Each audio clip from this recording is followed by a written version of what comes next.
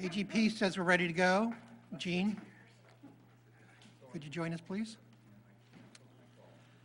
I'm going to call the meeting to order at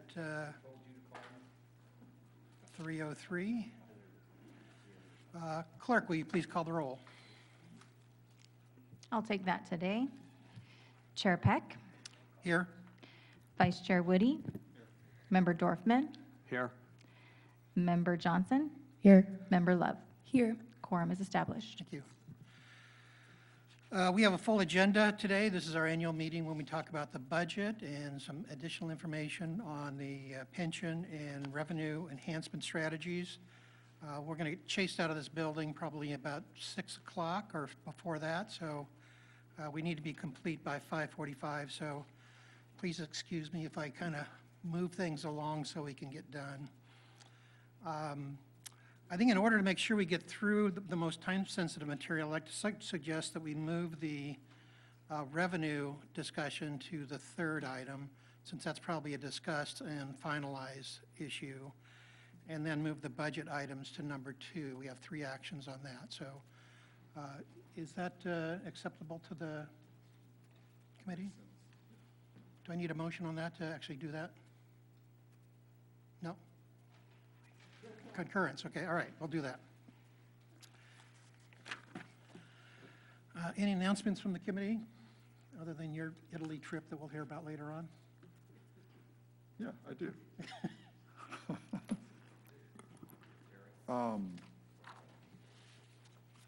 Yeah, I'll keep my comments brief. You know, I consider myself a bright enough individual, and though not the smartest guy in the world at times, you know, I'm also smart enough to know that sometimes,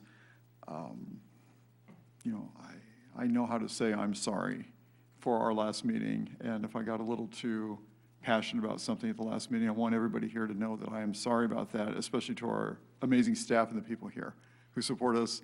But I just wanted to share that with you real quick. I know we have a busy meeting, so I will keep it with just a brief comment about that. So I'd like to consider myself bright enough to say that I expect better out of myself. So I just want to let you know that. Okay, thank so, you. okay. Director Conrad, any updates for the good of the order? Of course. So we are very busy in administrative services. We are successfully taking the services of business licensing and TOT administration in-house. It hasn't been without bumps, but we're figuring it out. And I'm very happy to announce we have hired Melissa Atchison as our new finance manager. And she comes to us from the town of Truckee, if that sounds familiar. She was there for 3 years and served as a senior accountant. Before that, she served for 3 years at the city of Cedar Park in Texas, where she was the utility accountant and handled a very complex accounting structure and partnership and shared resource of the water, correct? She has an education in finance, criminal justice, and law enforcement. She has 2 associate's degrees, one in business administration and one in accounting. And I'm just thrilled to have her. Let's see, what else do I need to let this body know? Melissa Green did resign. I think everyone was aware of that. She was the main budget coordinator. And so if you see typos, and you will, in the budget, they will be fixed prior to final. But I ended up finishing that on my own, and it's kind of a load. So I'll get to the thorough review prior to the June meeting for final adoption. I think that's all I had for you at this time. Okay, thank you. Next item is public comment. Members of the audience wishing to address the CFAC on city business. Matters not on the agenda may do so at this time. If you have comments on agenda items, the committee would appreciate those items at the time of the agenda item.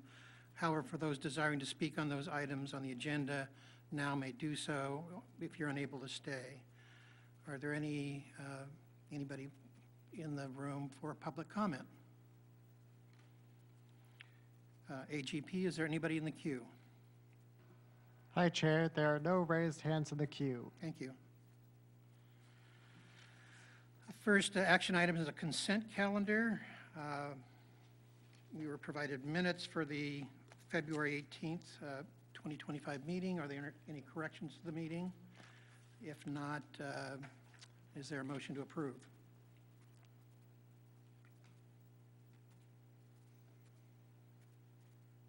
I move to approve the minutes of the February 18th CFAC meeting. Is there a second? I second. Clerk, call the roll, please. Chair Peck, Yes. Vice Chair Woody, Yes. Member Dorfman, Yes. Member Johnson, Yes. Member Love. Yes. Passes 5-0. Thank you. Our first business item is an informational item for our retirement obligations. This is an informational report from the staff and NHA advisors. Like all other California cities, Morro Bay has a complex system of how they pay for pension and retirement obligations to current and former employees, and those costs are very important in the current year and longer-term budget considerations. This presentation is also provided based on previous requests from CFAC members to better understand the city's pension obligations. Director Conrad, you'd like to introduce this matter? I would, thank you so much. So we had planned for you today a fairly brief presentation on a fairly complex topic, but a very important topic to this city and all cities in the state of California. So this will be kind of a history and overview of the pension liability, where we have been and where we are today, and some options for keeping our costs, annual costs down. And so I'd like to introduce to you the presenter from NHA Advisors. This is Mike Meyer, and his associate, I believe, is also on the call, Craig Hill. Gentlemen, are you there? Yes, it's Mike Meyer here. Can you hear me? Yes, we can. Wonderful. I'm going to go ahead and share my screen with the presentation. Mike, we'll see if that picture comes through, but if not, I'm prepared to move through the slides on your behalf. Okay, yeah, just give me 1 second here. It's loading. Okay. Let me know when it's coming through on your end. We do see it. AGP, is that picture okay? Yeah, that'll work. Thank you so much. Okay, wonderful. Well, good afternoon, committee members. I'm Mike Meyer, Vice President with NHA Advisors. I also manage our pension and fiscal sustainability group. We started working with the city about 4 or 5 years ago on this pension challenge, worked with the committee as well as city council, I believe mostly in 2022, as well as the end of 21, to put together a pension funding policy to set up a Section 115 trust. And so it's nice to be back again. As Emily mentioned, we're going to touch a little bit, touch on some of the trends with CalPERS, and then also look at some strategies moving forward to better mitigate these cost increases. So just to dive, we're going to try to, I know you have a packed agenda, so we'll try to keep this inside 15, 20 minutes and then open it up to questions. Just as a high-level summary, the city has a $36 million debt with CalPERS, the retirement system. This debt is known as the unfunded accrued liability, or UAL, and we'll further define that on the next slide. It's pretty evenly split between the safety plan as well as the non-safety plan, which is known as the miscellaneous plan. The one piece of good news that we have is that last fiscal year, CalPERS did beat its investment return goals. They earned 9.5%. So we do project that this UAL debt will come down to about 34 million once those new reports are published this fall. As I mentioned before, the city has been quite proactive in getting in front of these rising costs, setting up a 115 trust a few years back and continuing to build that trust to higher levels using a portion of annual surplus. And that trust balance currently sits a little bit above 3 million. And we'll look at some analysis on how that trust can be used in later slides in the presentation. As we'll also touch on, this year, CalPERS is undergoing a comprehensive study to look at all their various actuarial assumptions. And so the new assumptions are going to be published later this fall. So that's going to be a good time to revisit this challenge, as some of these cost projections that we look at today will be changing a little bit later this year. So just to quickly define the two components of what the city and what really all public agencies pay to CalPERS each year. The first cost is known as the normal cost, and this is the annual cost to keep up with current benefits for your current employees. And in a perfect world, this would be the only cost that you pay each year. Unfortunately, over time, if CalPERS doesn't meet its various assumptions, namely its investment return assumptions, a shortfall develops, a debt essentially, known as the unfunded accrued liability. And if you look at that bar chart on the right, the UAL is really the difference between the accrued liability, which is how much you would need in your account to be fully funded, versus what you actually have in your account, which is shown in that bottom left dark gray bar, which is 74 million. So the difference there between the 111 million and the 74 million is that the unfunded liability. And of course, that's a very large number for all public agencies across the state. So what CalPERS does is they amortize that over a period of time and charge the city a 6.8% interest rate on that debt. As we'll get into, it's a little bit of an irregular payment shape. It's not like one mortgage with a level payment over 30 years. It's actually an aggregation of lots of different mortgages on different time frames. And so when you stack them all together, you get a very irregular payment shape, which obviously makes budgeting a bit unpredictable. So we'll get into how those numbers play out in a few slides. So why are public agencies facing these rising costs?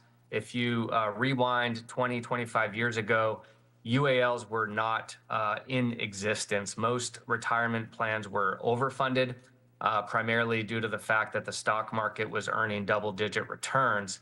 However, over the last 20 years, as you can see in that box in the upper right that shows CalPERS historical returns, the average for 5, 10, and 20 year, it ranges from about 6.2 to 6.7%. So while this is a fairly healthy investment return, it is a lot less than they assumed 20 years ago when a lot of these benefit packages were entered into. And back then, their target rate of return was 8.25%. Their target rate of return is known as their discount rate, and that assumption has come down several times over the last 2 decades, and it currently is at 6.8%. And every time they bring that down, it's a direct increase on the unfunded liability of participating agencies. Below that first sub-bullet on the bottom right there, you can see other assumptions as well trickle through into these rising costs, inflation, mortality rates with people living longer. And lastly, there on the bottom right, one big change that CalPERS implemented about 6 or 7 years ago was amortizing this debt over a shorter time period. They used to do it over 30 years, which means that the annual payment to pay it back was a lot lower. But now they're using a 20-year amortization, so it is a little bit higher of a budget impact. This slide here is just a look back at their annual returns, really just to show that CalPERS returns, just like a lot of money in the stock market in various retirement vehicles, is very volatile. So they've had some big down years. If you look back at 2009, they were at negative 23.6%. And then their best year in 2021, they were at 21.3%. And this is really just important to know that the returns are volatile and the city has to react to these returns. CalPERS does give the city a couple years before it actually impacts the actuarial reports, and then it starts to impact the budget after about 3, 4, 5 years as they start to ramp in these costs. But anytime CalPERS misses their goal of 6.8%, anytime they're below that, it's a direct increase to the city's UAL. And likewise, anytime they beat their goal, it's a direct reduction in the UAL. So you do get the benefit during the years when they do beat their goal. This graphic here on slide 8, I think, is informative as to how retirement benefits get funded. The left side of this dollar bill represents the investment earnings portion, which makes up about 55% of these benefits. Employers such as the city of Morro Bay pick up about a third of the cost, and then employees pay about 11%. And if you would have, I think the one takeaway from this graphic is that this is a snapshot in time that is kind of an aggregate of all CalPERS members. If you were to have looked at this graphic before the Great Recession, you would have seen that the left side of this dollar bill would have been about 70% coming from investment earnings and about 20% coming from employers such as the city of Morro Bay. So as CalPERS investment returns haven't met their goals, it means that the middle part of this dollar bill continues to grow because the employer has to kick in the share to make that up. Last slide in the background section. As I mentioned before, the city does have two main plans, the miscellaneous plan and the safety plan. There has been new legislation that was enacted about 12 years ago that covers new employees. This is the PEPRA legislation. This is revised, slightly lower benefit levels for new employees, and it's more cost effective for the city. But very important to note here, shown in bold, the last bullet, that nearly all of the unfunded liability comes from the classic plans. So it's not really impacted by the new PEPRA legislation. So this is really a challenge that has accrued over the last 20 years from poor investment performance and is attributable to those classic plans. Slide 11 is a 7-year history of the city's unfunded liability. So if you look back there in 2018 in the gray bar, it's about $26 million. Couple things to point out on this slide. You'll see going from 2020 to 21, there was a big drop in the UAL, and that was directly correlated to the fact that CalPERS had a really good year with their investments. They earned over 22%. Challenge is that in 2022, they earned negative 7.5%, so quite a big loss, and that's why you see the big jump up in the gray bar there to 34 million, and then it's kind of hovered between 34 and 36 million the last couple of years. In orange there, we put the funded ratio, which is a common metric. The 70% range is really about the average for all CalPERS members, although we do show there in teal in the top right what your effective funded ratio is, including that extra 3 million you have in a 115 trust, which brings your effective funding ratio above 72%. Slide 12, probably the most important graphic in the presentation, just from a budget perspective and kind of looking out 4 to 5 years. This shows the payments on to amortize this UAL debt with CalPERS. And so we go all the way back to 2018 here, when payments were a little under 1.5 million. You can see this fiscal year in 25, they've bounced over 2.5 million, and they are projected to get close to 4 million by the end of the decade. And then you can see a big drop off after 2036. So really the big challenge for all agencies is this next 10 years right now, where a lot of the amortization is of this UAL debt. This is the graphic I referenced in the beginning when I mentioned that the payments to amortize this debt aren't level like a mortgage over 20 or 30 years. There's lots of different pieces of this debt. They all have different terms. Some have 4 years left, 8 years left. Some have 20 years left, but when you stack them all together, you get this shape that's seen in the teal blue bars here, and this is what the city should be planning for moving forward.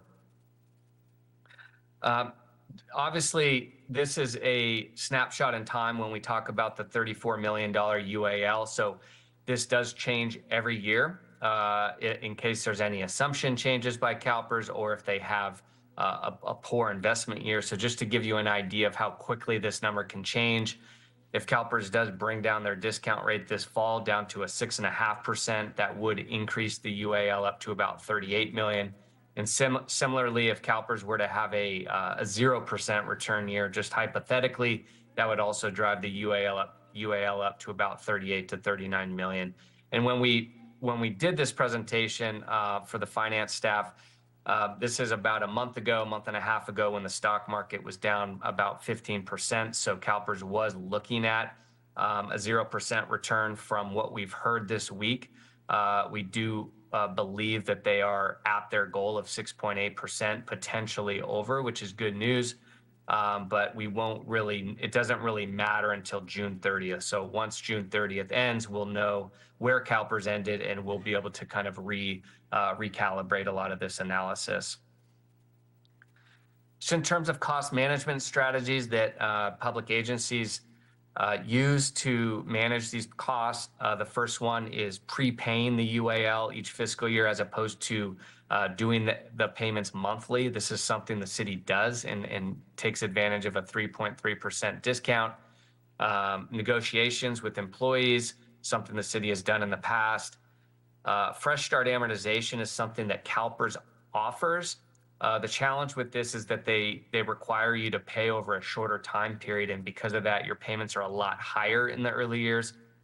So because of this is not a very common strategy. And really the one we want to focus on for the remainder of the presentation, the last few slides here, is what the city's already been doing, which is taking surplus and dedicating it towards either CalPERS directly or into a 115 trust. And that's what the city has been doing over the last few years. Some more information on that trust is here on slide 17. So this is something that we had gone through a pretty robust education process with the committee and city council a few years back.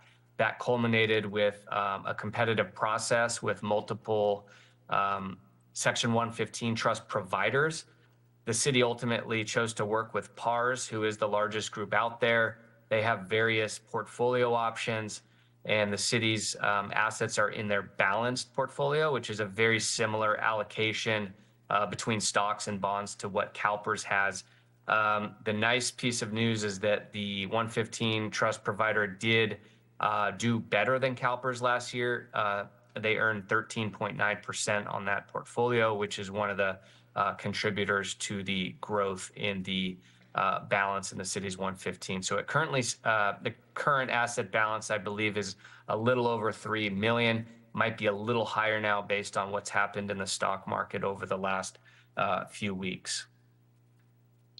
So we wanted to just show the committee how the city can use this trust. It's obviously a nice asset to have, especially as you get to the next few years and heading into the rest of the decade when those UAL payments start to spike. And so what a lot of agencies are doing is they've been funneling money into their trust over the last few years, which is the same as Morro Bay. And then as you get to that peak in payments, as you can see here in the bars in blue, this is representative of the city's UAL payments. You could actually start to withdraw funds from that account. You could see, based on this model we're using, there in blue with the lines, the shaded lines above the orange line. So the city would still be making your payments to CalPERS, but you would actually be using some of the trust assets to help offset the burden on the general fund. And that way the general fund can plan for a more predictable level each year. And based on our analysis, it's at around 3.4 million.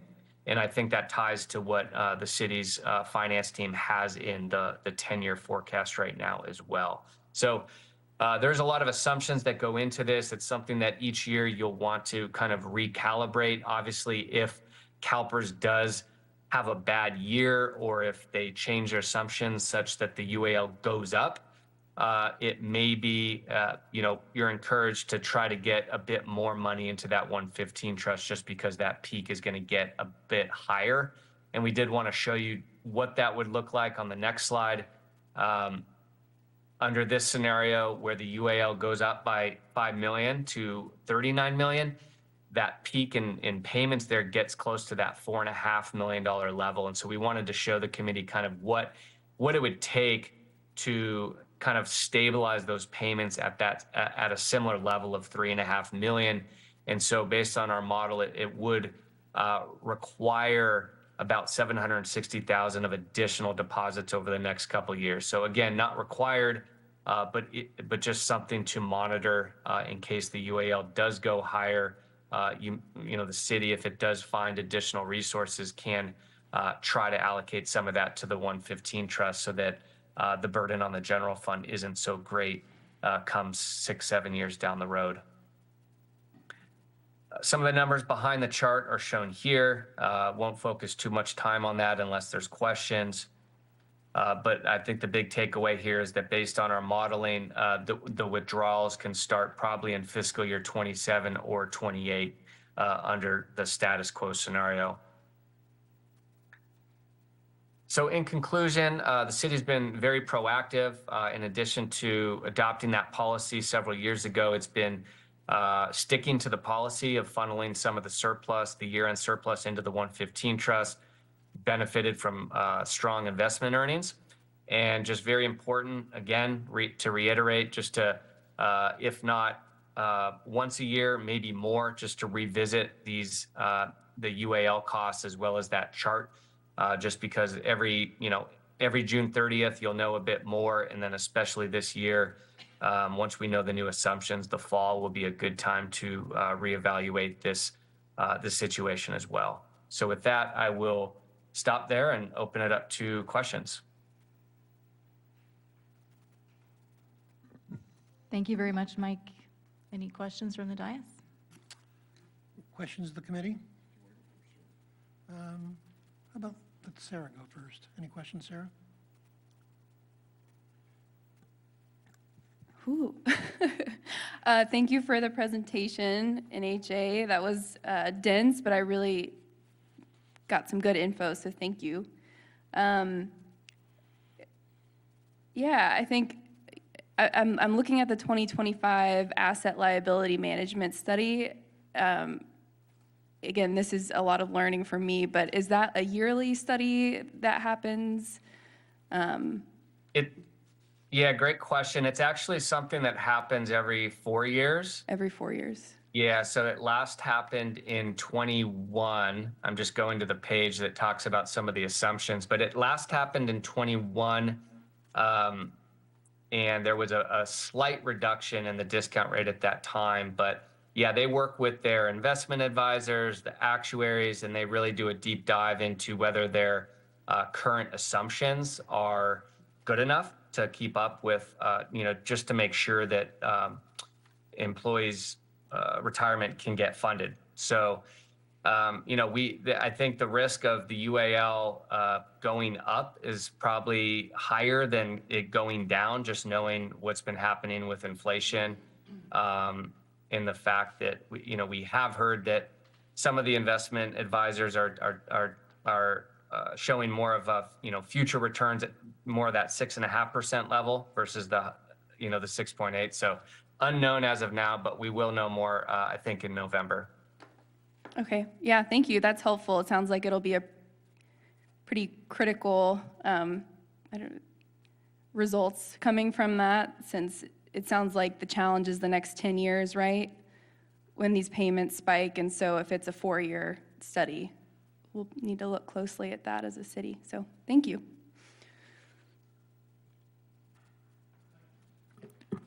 Thank you. On slide page 15, that was quick. Your containment strategies. 2 very fast questions. Under the second item, negotiate cost sharing with employees, that the city has done this. If I'm reading this right, under the first bullet point, new employees have already governed by lower cost benefit because of the PEPR plans. Has there been, I'm assuming this is also saying that we've negotiated with existing employees as well. Am I understanding that right, or maybe I misunderstood this? Yeah, and I might defer that question to Emily. This is, I know the PEPRA plans, those are kind of already set in terms of how the Right. percentage that the employees pay versus the city. I believe prior to our work with the city, there's been some cost sharing agreements with some of the pre-PEPRA employees, but Emily, correct me if I'm wrong on that. Yes, thank you. We do have a few groups that we have cost-sharing agreements with. I don't want to quote it right now. I don't want to get it wrong, but a few of our negotiating groups, we do have cost share in place. Okay, have they been renegotiated? as of the last contract negotiations effective July 1, 2024. Okay, I'm just, want to make sure I understand, but they have been renegotiated then as of Yes. 24, right? Yes, which covers the 3 fiscal years, 24, 25, 25, 26, 26, 27. Okay. Okay, the second question I've got, I'll come back to that. The third one, the fresh start amortization offered by CalPERS. One of the cons of doing that, obviously, is, as you pointed out, the increased annual payments in the near term. If you do something that's under a new structure, it's locked in. When you talk about increased annual payments, how much higher are you talking about, ballpark? Good question, and I don't have the numbers in front of me, but I'm going to look at the slide here. And those numbers are, we could come back to you with that information, but my guess is that if we're looking at these light blue bars here, Yeah, they're going to be probably right off the bat at around the $4 million level. okay, As opposed to kind of starting at 3 million and then creeping up towards 4. right, So it isn't, I will say that for agencies who want to pay more and can afford it, there's other ways of kind of effectuating a fresh start. A lot of folks call it a soft fresh start, where you're not, the one downside with a fresh start is once you tell CalPERS, hey, we'd like this new shorter repayment shape and with the higher payments, you can never undo it. So it does lock you in each year to a higher number. But if you do find that you're getting to the year end, you have extra surplus, you could take that money and do a direct pay down with CalPERS, and it's called a ADP, an additional discretionary payment. So you're directly reducing the UAL and some of the future payments, or put that in your 115 trust. So essentially you're addressing the challenge in the same way, you're just not locking yourself into a new schedule. got it, okay. Yeah. Okay, those are the only two questions I have for right now. Thank you. Jean? Yes, I heard you mention that in this section 115 pension trust, it earned 13.9%. That's Morro Bay specifically, and I'm just curious how they did that. Because It's Morro Bay, but it's also every agency that was in the same balanced portfolio that's managed by PARS. So most of these 115 providers, it's kind of like, if someone were to have a 401k, there's lots of different portfolio options. You obviously don't get that with the normal CalPERS. So it's based on risk tolerance. They have, a very conservative portfolio that's mostly treasury bonds, all the way up to an aggressive portfolio that's probably 80% stocks. So the balanced one is 60-40.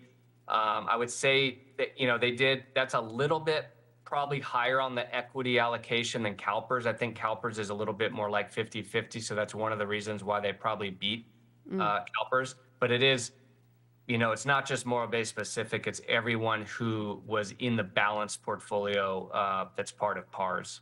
Okay, so that has a higher risk tolerance. It's Higher risk tolerance, yeah. If you look at this is kind of the, there's 5. So the 5th one is the aggressive. This is 4th. Then there's a moderate conservative and then a conservative. And so those were under what CalPERS earned. So once you get to a slightly higher risk tolerance, most of these 115 trusts did better last year. But of course, it's an unknown moving forward. right. Okay, that's all I needed. Thank you. Questions, Brian? Okay. I had a couple. One of the slides, I think it was slide 15 that Michael referred to, at the very bottom it says restructure all or portion of the remaining UAL, and the reason was of current interest rates. I assume under this option you could sort of perm it out at a 30-year term at some interest rate. At what point does that become an attractive option? Are we simply at municipal interest rates that indicate this isn't doable? Or is it, how would we collateralize that if we were to do such a thing? I'm just wondering, is this something that's completely outside the realm of possibility? Or do we simply wait for rates to come down to another level before we do that? Yeah, great. So there's a few questions I'll address there. It was a very common strategy from 2020 to 22. I think there was about 100 agencies that issued bonds to restructure some of the UAL, and that was because, to your question, it is at municipal market bond rate, so it's a taxable bond, either a taxable pension obligation bond or potentially a lease revenue bond that has collateral behind it. And basically, agencies use the proceeds to pay off some of the UAL, and like you mentioned, amortize that new debt in a way that makes more sense. So whether that's 30-year level or 20-year level or whatever that repayment shape is, that is one of the benefits of doing a bond. The reason why they're not being done right now, I think it's been a few years since anyone's come out and done this, is because a taxable rate right now is at 7%. So essentially you're paying off 6.8% with CalPERS for a higher rate. So the other thing with a pension obligation bond is there is risk. The savings are predicated on future CalPERS returns. So, when rates are low, there's a pretty big cushion between your borrowing rate. Let's say that's at 3.5% or, like it was a few years back versus the 6.8% CalPERS charges. So I have a feeling that if rates start to come back down to closer to the 5% level or under, you'll see more agencies maybe more seriously looking at this. But right now, it just doesn't pencil based on where interest rates are. Got it. I think my other question had to do with what percent of the pension liability is funded. And I think you indicated that maybe we're kind of average. At what point do we say we're in trouble? At what point do we say that we're sort of overfunded? And I'm asking this because I heard one of the finance directors in another city say that you never want to be 100% funded because you don't have those obligations yet. So how do we sit relative to what I guess you would say would be prudent and acceptable? Well, I think you sit right in line with most agencies across the state. Where you'll see quite a bit of variances for cities that don't have public safety plans. They might be a little bit higher. Just the safety plans are a bit more costly. So you may see agencies in the mid 70% level, whereas you may see a lot of agencies with both police and fire, maybe heavily weighted towards safety, more in the mid 60s. We aren't actuaries, but I will say that a lot of actuaries will kind of say that the 90% range is probably a good target. To your point, going overfunded is not, getting close to 100 is not recommended. There are some downsides of that, which is probably a little bit too complex to get into right here. But that was part of the conversation for a lot of agencies who did bonds, because a lot of them didn't want to go to the full 100%, that, maybe bring it up to 90%. The city's paying its bills every year. So this is very, based on the current way that the UAL is amortized, you'll be probably close to that 90% funding level in, 8 years or so. The challenge is that it's an unknown how CalPERS does, right? So if they go out and they continue to miss their mark, it means that all agencies will, drop into the 60s and just have to pay more to catch back up. Thank you.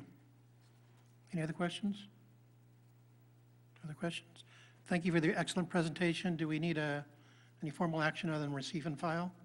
Okay, thank you.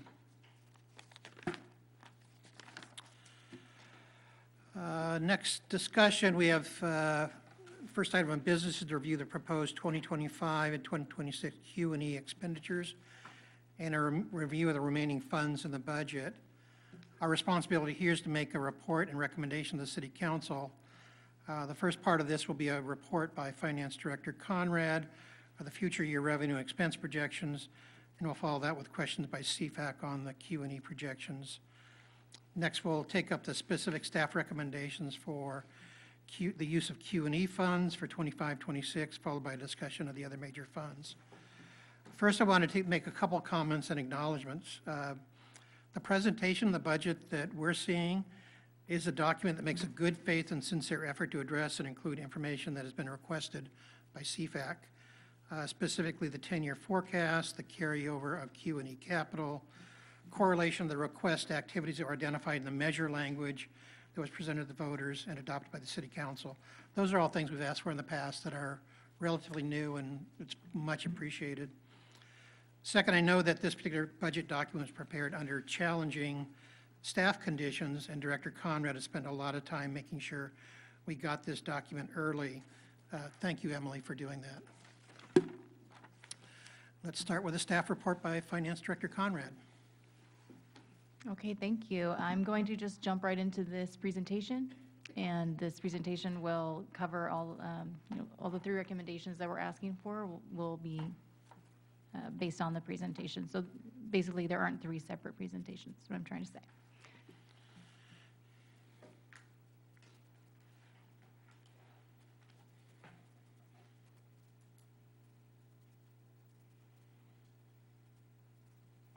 Okay, we're off to a great start.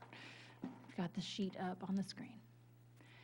Okay, welcome to this proposed budget presentation, and thank you to the council members who are here today, as well as our department heads who are in the audience in the event there are any questions about their budgets as pertains to operating or capital. The agenda for this presentation is a high-level review of our government fund categories. That was a request or suggestion I received. And so I'll go through that fairly quickly, just in case any of you aren't oriented to what our different funds are. If you have any questions, you can stop me. But the detail is there in case you want to review at a later date as well. We'll then go into our forecasts and reserves, note any key budget changes, and then get into the Measure Q&E fund proposed budget, followed by a very high-level citywide budget summary, and then get to your action items. So into the accounting, we have 3 types of government funds. We have governmental funds.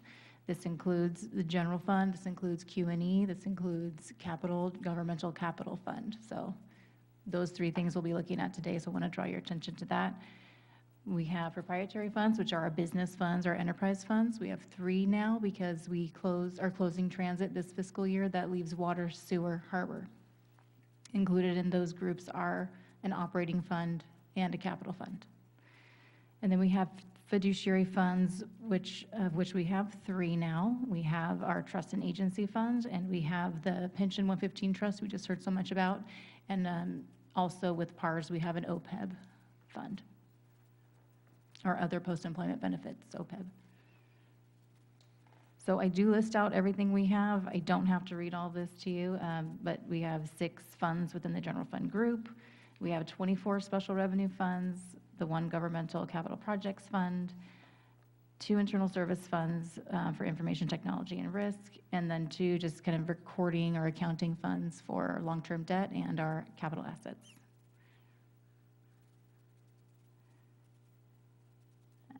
This can just be referenced later if you don't mind, the list of special revenue funds, unless anybody wants to hear them. Moving on.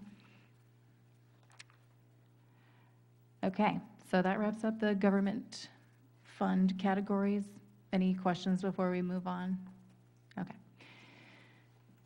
Let's get into the fiscal forecast. So you may have seen in the budget document, I was not able to get to the water fund group, sewer fund group, or harbor fund group forecasts. Those are completed, but I haven't vetted them, so I will do that for final. Okay, this is the general fund forecast. This is a nightmare to look at. So what I've done in the following slides is try to break it down and draw your attention to the subtotal lines that are the most meaningful.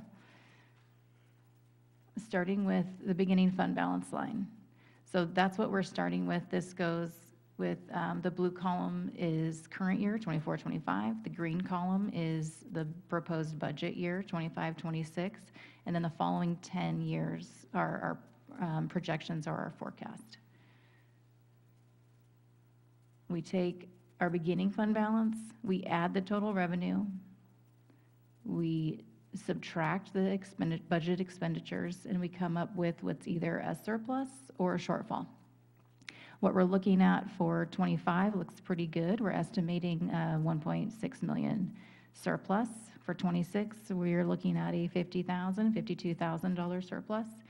27 and 28, we have that shortfall, about 400,000. In 27, 28 looks a bit better, and then as you go into the out years, you see that surplus begins to grow. This, of course, is only based on our estimates, our projections of revenue growth and expenditure growth. So things could change, but this is just what we know at the time. We go on then to our capital costs. This is where we start to go negative in our, if we had any surplus, the capital contributions would eat that up. So this is where I feel we have decisions to make on what we're going to fund, prioritizing our needs, prioritizing our funding based on those needs, and potentially looking at other funding sources to meet those needs, since our current revenues are not able to cover it. So that bottom line shows where we would be with beginning fund balance, plus revenue, less expenses, less capital. What we're proposing for the current year is a $1.3 million to capital, but we'll get into that in more detail coming up. So the forecast does continue on. That's the last line of the previous slide, showing where we would be after capital contributions. And then we go into one-time transfers in. We are projecting, as mentioned in the previous presentation, to make withdrawals from that 115 pension trust to help cover our UAL payments and keep it capped at $3.4 million. And because of the projected capital costs, which are really just estimates at this time, we will be required to make withdrawals from our general fund emergency reserve so that we can keep our fund balance up. So this line highlights our total transfers out, which are one time. For fiscal year 26 proposed budget, we are proposing to make transfers out to our vehicle replacement fund and our compensable leave fund. Those are based on current reserve policies. We need to keep those fund balances at a certain level. And this highlights the ending total fund balance. And this ending available fund balance, the difference being any non-spendable fund balances for general fund that we're looking at. That includes land held for resale, which is the Market Plaza property, plus any estimated prepaid amounts that we had to record. Prepaid is a really difficult thing to predict. It just depends on spending activity. So we come to the total fund balance as a percent of operating expenses. And you can see in the 25, we're looking like we're beyond our target of 50%, but you can see it decreases over the 10 years and then swings up again towards the end of the 10 years. So this is what I'm looking at when trying to figure out what we can contribute to capital, what we can budget in operating. This is the bottom line that I'm dealing with. And that the very last line is our available fund balance. That would be any amount in excess of minimum reserves, and we can't let it get to a negative, so we'll need to make changes. So this is just a basic orientation to our forecast models, and it's the same setup for Q&E. Before I get into Q&E, did we have any questions on general fund? Power through, all right. So similar setup. This is all on one page, starting fund balance. We're estimating about 4.4 million in revenues. We'll get more into detail on that. So fund balance plus our revenues, less the expenditures. We're looking at a nice little surplus, which takes us into our capital contributions. These are based on requests that were made this year. Annual pavement could have some wiggle room, but Director of Public Works may have something else to say about that. So we're looking at including capital. This would be the surplus in fiscal year 24-25. It kind of ebbs and flows as you go through the 10 years. And then the ending fund balance stays positive throughout the whole 12 years we're looking at here. Could you go back to that slide, Emily? I had a question Absolutely. on that one. Yeah. And I think the revenue line is like the 2 to 3% that HDL is projecting, so that seems consistent. My question has to do on the total O&M, the expense, not including capital. Yeah. I think this year it's 3.4, if my bifocals are working correctly. And about 3.9 10 years later, which I computed to be about 1.5% annual growth rate, compounded. So and I was reflecting on the fact that PD and fire department have increases of about 7 or 8% this year without any new positions. If that was bumped up to 5% or some other percentage, that surplus at the end starts vanishing or gets much smaller. So my point is that that assumption or these projections are highly volatile depending on what those expense increases are. So sometimes it's better to plan for the worst and hope for the best. This one looks like it's optimistic. So one of my recommendations is let's look back on what the mid-year report was or previous and figure out what do we expect that expense to be? What is our agreement with the trades or the unions and the groups? What do we expect that expense item to be so that we have a realistic idea of how much is left for capital, if any, on that basis, so that we at least are looking down the crevasse, the full depth of the crevasse, so. Sure, I appreciate that. Yeah. So for the current negotiated period of 24, 25, 25, 26, 26, 27, those actual personnel costs are built in. In the years following that, it's just a nominal small amount there. We're projected to increase, and that is the unknown. So I didn't want to build in too large of an increase to personnel costs since we are going to be going into negotiating years. That's just to give you background on why I made that choice there. I would expect our employees are going to expect at least covering inflation, whatever that is. And then services, consultant services, materials, they're going to go up as well. So I understand the point, but I think this paints a little rosier picture than maybe what we're going to end up with. So that was my comment.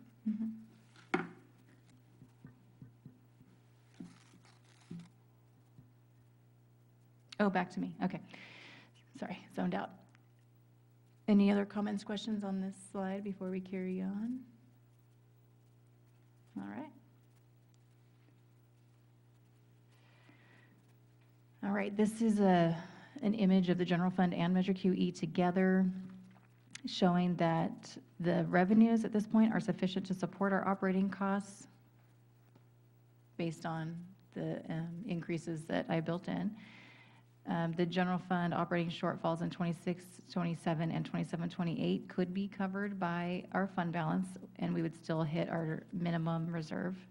But it's the funding for capital maintenance and improvements. So our options are to, pursue other funding, defer maintenance, or increase revenues to the point that we can accommodate those costs.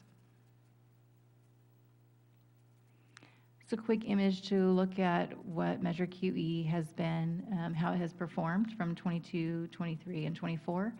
We don't have the final numbers, obviously, yet for 24, 25, so those are actuals through mid-year or January 31st, and then 26 is what we're budgeting. So revenues did exceed estimates in 21, 22. In 23 and 24, the budget included spending from the available fund balance. Fiscal year 25 budget, if you probably recall, we left room to build fund balance and fund any incidentals or emergencies that came up. I also want to note here that we are anticipating pulling back to Q&E the $1.2 million in contributions to the Main 41-1 intersection project, and so that $1.2 million is built in to, is included in those 26 numbers. Just a quick history, Measure E passed in 2020. You can see that our revenues rebounded after COVID in 22 and 23. And I want to note that the revenue projections for 25, 26 are based on 24, 25 year-to-date performance and on the HDL sales tax team's projections. And we did just meet with them last week, and they are projecting for 25, 26 to perform a bit better than our estimate of 4.4 million. However, the Bradley Burns they're now estimating will perform a little less than they anticipated, so between those two, our budget will balance out. So this gets us into the meat and detail of the Measure Q&E proposed budget. So overall, the expenditure budget is increasing by 34% compared to the prior year. Personnel is up by just 3%. Supplies is increasing by 980%, but that only equates to $60,000. The services budget is decreasing by 37%, which is due to removing the $150,000 we budgeted last year for emergency storm drain or on-call services, for curb repairs, sidewalks as well. And the interfund transfers or capital improvement contributions are increasing 337%. From, I think it was around 430,000 last year to the 1.8 million this year, which includes $175,000 of transfers for replacement vehicles. And as mentioned before, we're budgeting about $4.4 million in revenues. So 2% increase over last year, may come in a little bit higher. By department, this is kind of a nice graphic just to see how we're spending this money. Fire's about 21%, PD 20%, Public Works 17%, Harbor 6%, and then the non-departmental is those transfers out for capital and vehicle replacement, that's the 36%. Oops, it's not moving forward, what's happening? Sorry, tech issues here.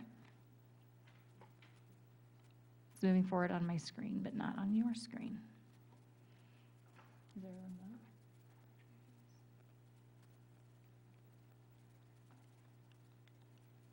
Hi. One moment, please.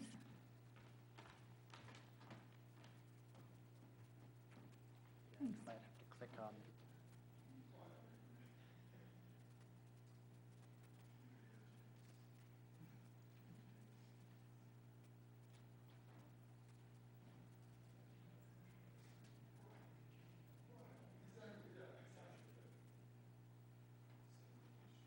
And we're back. Okay, so this is what I was just explaining to you, not realizing you didn't have the picture up. So fire 21%, PD 20, Public Works 17, Harbor 6, and the transfers out for capital and replacement vehicles 36.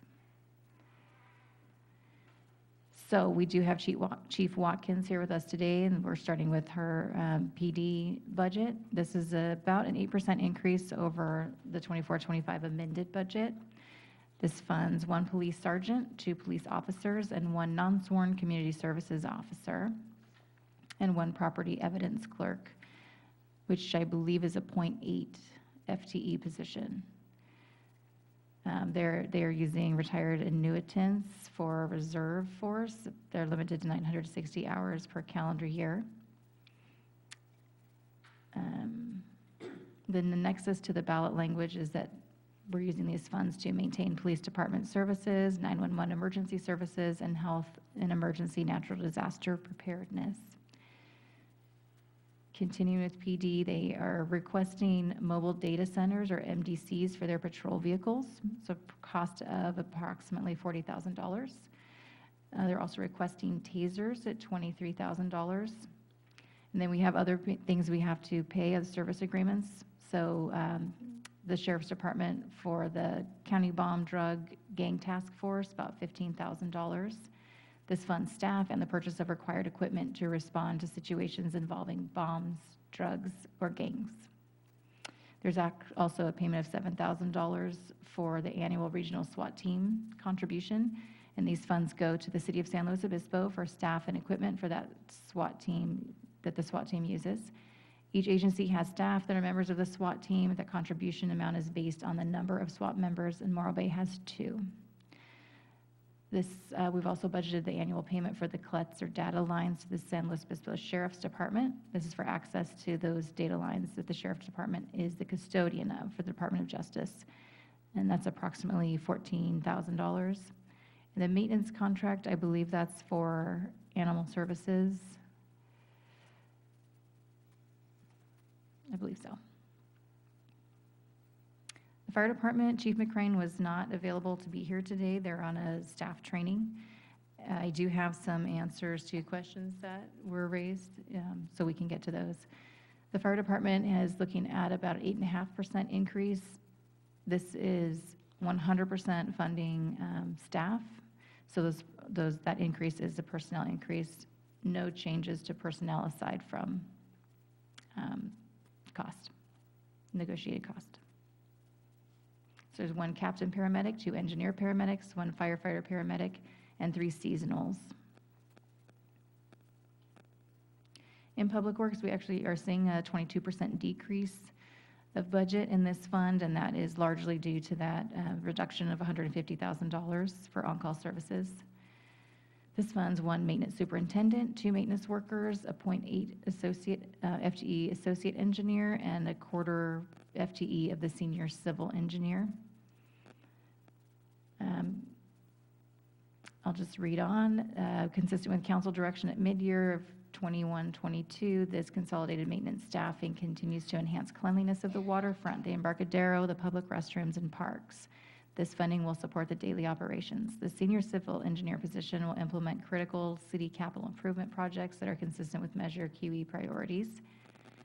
And just for information for this body, the remainder of that position is funded by water and sewer and harbor.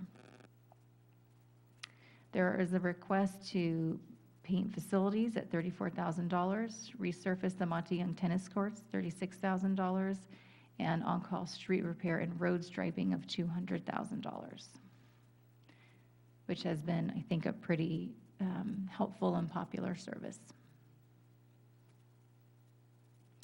Moving on to the Harbor Department, another year of decreased request in this department. It's a 7% decrease this year over prior year. There are 5 part-time positions for the Harbor Department Reserve Program and 14 part-time Harbor Lifeguard programs positions.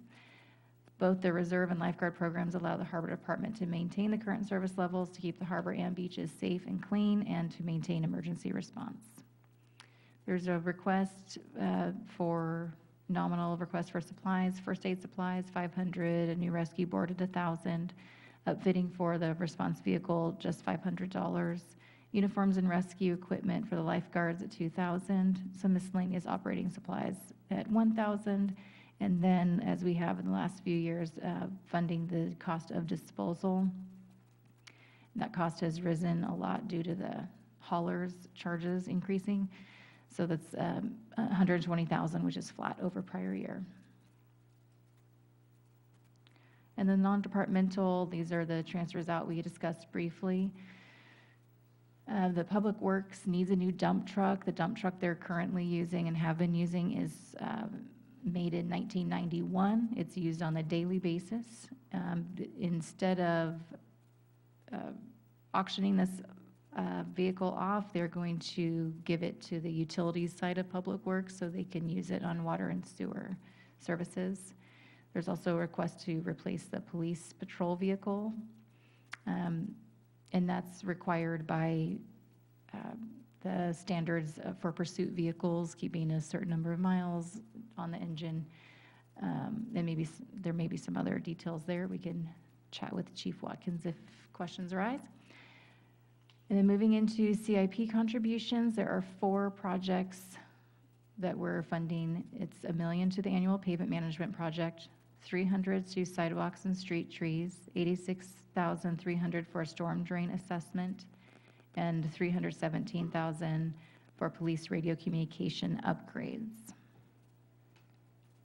I had a chance to talk in more detail with Chair Peck and members Johnson and Love about some of these items. We are prepared to talk at length if either of the others have more questions. Just reiterating the capital project allocations. I would note that the $86,300 would be paired with 250,000 in reallocated budget to make up a 25% match for the full cost of the study. The other 75% is a FEMA grant.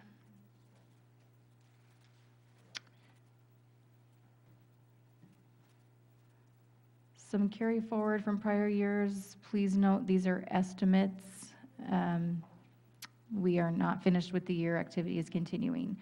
So from prior year, we have active transportation plan or active corridor studies looking at 67,000 in carry forward. The Morro Bay Bridge inspection assessment looking at 68,000.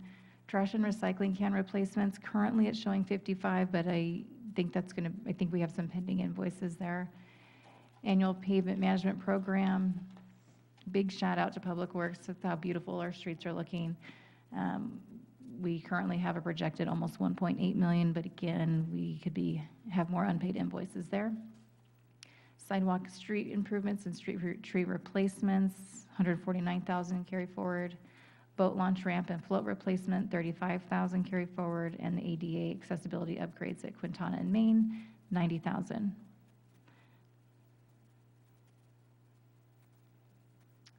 So that's the last detail slide for Q&E. Was there any question or comment before we proceed?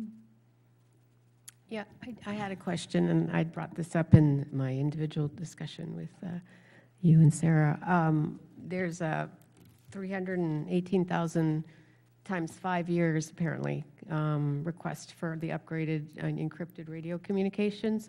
Is that something that's been fully approved? Because I did a little tiny bit of research on that, and this mandate from 2020 is an option. It's not a mandate, and according to what I saw on the web, which you never know, only 100 cities in California had complied with that because there is an alternative mechanism to deal with that mandate, which is just the sending of non-sensitive personal information instead of encrypting the entire communication, because that 318 times 5 is a significant amount. Anyway, just wanted to point, if it's already approved, it's already approved, but it's a big chunk when you do it times 5 years. I'm trying to think of how to respond to, is it approved? So we're taking this presentation to you before taking it to council, and council would be the approving body, so I would suppose technically no, the project hasn't been approved yet. But it is recommended, and I would invite our chief up to speak on the necessity.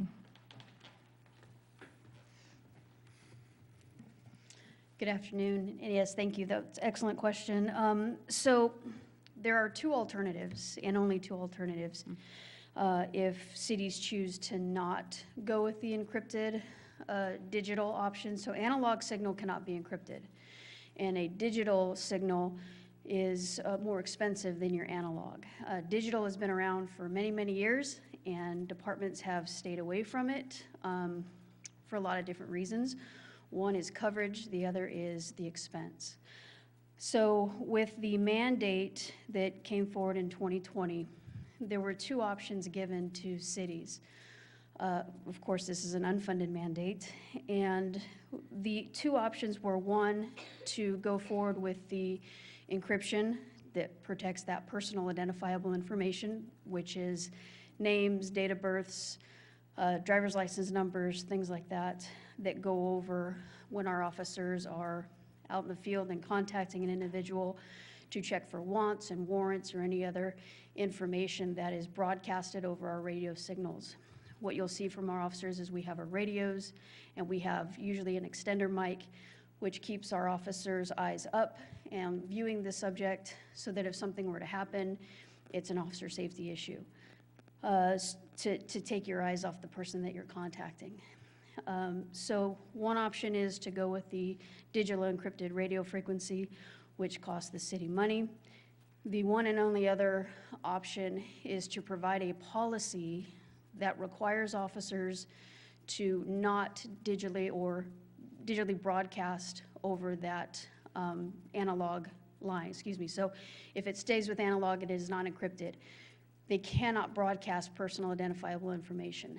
The only other option is to provide a policy to Department of Justice that says, okay, our officers will not provide that information over a non-encrypted analog signal. The only other alternative is for the officer to get on a cell phone, dial dispatch, run the personal identifiable information through dispatch so it doesn't go over that communication line. That is not recommended, as that is an officer safety issue, and when officers, if they're by themselves or they have to have their hands free, and that's a lot of the reason why you see a lot of our equipment on our belts, because we have to be able to react at a moment's notice. So that is the other option. I, as the chief of police, would not recommend that option because it puts our officers at risk, and that is not an option that has been commonly pursued by other agencies. What you'll see is when the mandate came out in 2020, departments were given an opportunity to make progress for this mandate in one of those two ways. So if you don't have the funding and the ability, the other option was to write the policy and utilize cell phones for that reason. So it is an unfunded mandate, so they have to provide those other options, and this is something that we've been in discussions with the sheriff's office, trying to work with our law enforcement partners. There are, all cities within SLO County have gone to the digital encrypted platform at this point. I guess I was just wondering why only, again, this was on the internet, so can't vouch for it, but why only 100 of the California cities have gone to that solution? Apparently, for example, I read that Palo Alto had voted it in and then they kind of retracted it due to various public concerns. So. Well, the only thing, I don't know why other cities haven't stepped up. I know that a lot of cities have been in this process since 2020. We've been talking about this for many years. One thing I do know is since 2020, when the mandate took effect, in 2023 and 2024, there were legislative bodies that tried to put through law and legislation that would basically make this mandate void, because individuals and people feel that the right for this kind of information is a right, just like, because this essentially takes away your ability to listen to police scanners, right? And there are people, and certainly legislatures, that believes that this is a right of the American people to listen to this type of activity. But when you're dealing with personal identifiable information, much like HIPAA, and those laws have changed over the years, we are consistently audited by CLETS, which is, you saw the terminal usage through the sheriff's office. This is something that we are consistently audited on by our digital communication. This is just adding something new to that to try to keep that personal identifiable information secure, which is so important these days. As far as the reasons why, we were hoping to really be able to partner with the sheriff's office in something like this. Maybe some cities who have a dispatch contract, maybe they're partnering with that. I don't know why there's 350 cities in the state of California. Not all are going to be incorporated or handling their own emergency services. We are a big enough size where it does fall on our city and our responsibility. The sheriff's office does not have the ability to fund, us, Grover Beach, they dispatch for. They also dispatch for Arroyo Grande. So all of these agencies have had to take on this mandate on their own. I can only imagine that out of the 350 cities, there's probably a good majority that are smaller than Morro Bay that simply go through their sheriff's department dispatch for this type of adherence to mandates. So the current Thank you. system you're using is somewhat faulty? Is that why we're looking to change it? It's an analog signal, and analog is unable to be encrypted. And there's a very different coverage area for analog versus digital. So the reason why this becomes more expensive, and I'll be honest, if we weren't here discussing this mandate, I would be coming to you for an upgrade to our radio system that is currently, whether we were going to digital or staying with analog. Our radio system was put into place probably 20, 25 years ago, and it is outdated. The coverage is lacking. We respond to calls on South Bay Boulevard. We do not have radio coverage on South Bay Boulevard. We have to switch to the yellow channel, which is a sheriff's office channel, which makes it very difficult to communicate with each other here and then also through the sheriff's office. North Morro Bay is also lacking. So we currently operate with one repeater for the city of Morro Bay, and with our hills, analog's a little easier when you lose some of that line of sight because signals all go through a line of sight. And so in Morro Bay with an analog signal, we can go to North Morro Bay and the radio will be fuzzy because that analog signal gradually drops off, or a digital signal, kind of like your cell phone, which is exactly what that is. You either have coverage or you don't. You're talking 1 minute and the next you're done. So what happens is with the digital signal, while it's a stronger signal, the line of sight is a requirement because it doesn't work within that gray area that analog does. Digital repeaters are more expensive than analog repeaters. In order for me to get the proper coverage that I need on a digital platform, I have to increase our towers with our antennas by 2. So we currently have one at Black Hill. This proposal adds 2 additional locations that get us the full coverage of the city of Morro Bay that keeps our officers safe. And that is the use of our water resource center. That will get us South Bay Boulevard as well as a large portion of state parks and Los Osos, which we respond to regularly. And then also the Fire Station 2 on Bonita, which would take care of the North Morro Bay coverage. So this actually increases our radio infrastructure by 2 towers, 2 antennas, and some additional repeaters, which is very important overall, even if we weren't talking about this mandate. The only difference is going from an analog, which is a little cheaper, to a digital, which is more expensive, by a factor of $10,000 probably per repeater.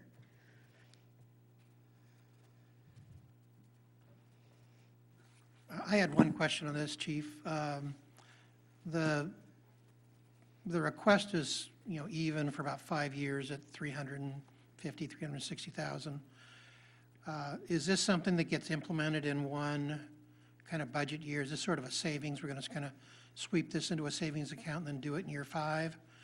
Because it seems like you have things that you do at a certain time. The construction of the towers is probably very expensive.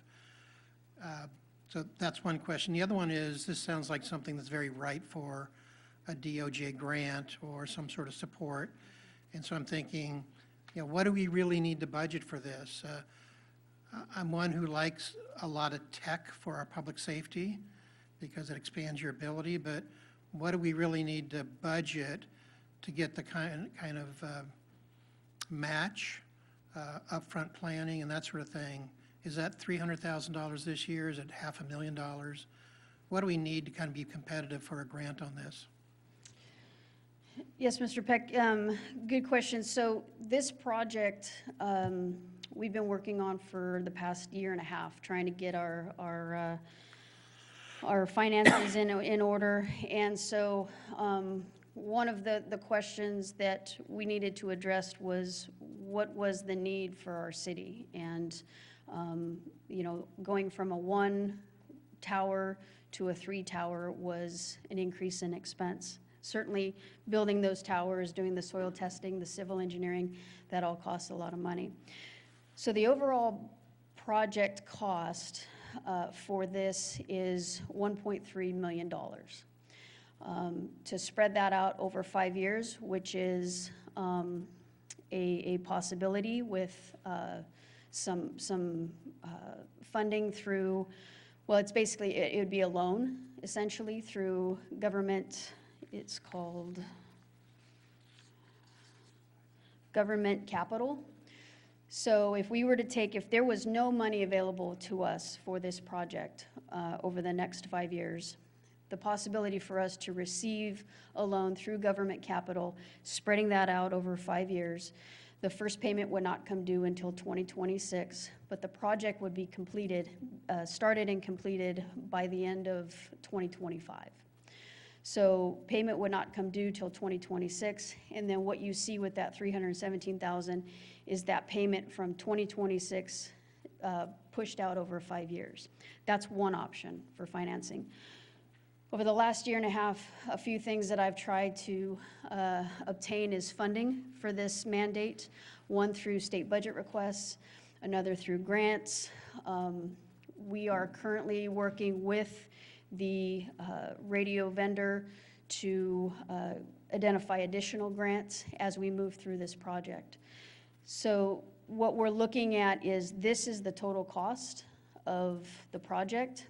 As you know, right now the state budget requests are, you know, still kind of delayed and up in the air, so we're waiting on the answer for that. We've made some requests for money through a couple different avenues, both state and federal.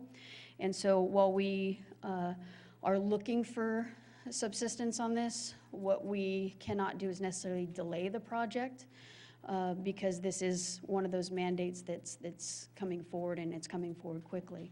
We made a, back in 2020, we gave a anticipated adoption to this mandate by January of 2026.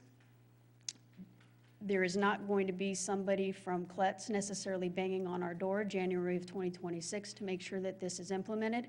However, we need to show some sort of progress, or just like Ms. Johnson mentioned, with that other portion of a policy, or we need to implement a policy where our officers are picking up a cell phone and dispatching that personal information over that cell phone. So I think the answer that you provided is that the anticipation is that the funds would be expended now, and you would have a 5-year loan to pay them back, but the anticipation is you spend the 1.3, 1.4, whatever the amount is, this fiscal year, finance that with some loan proceeds, and pay it back over the next 5 years. Is that Correct. correct? Okay, thank you. Okay, short.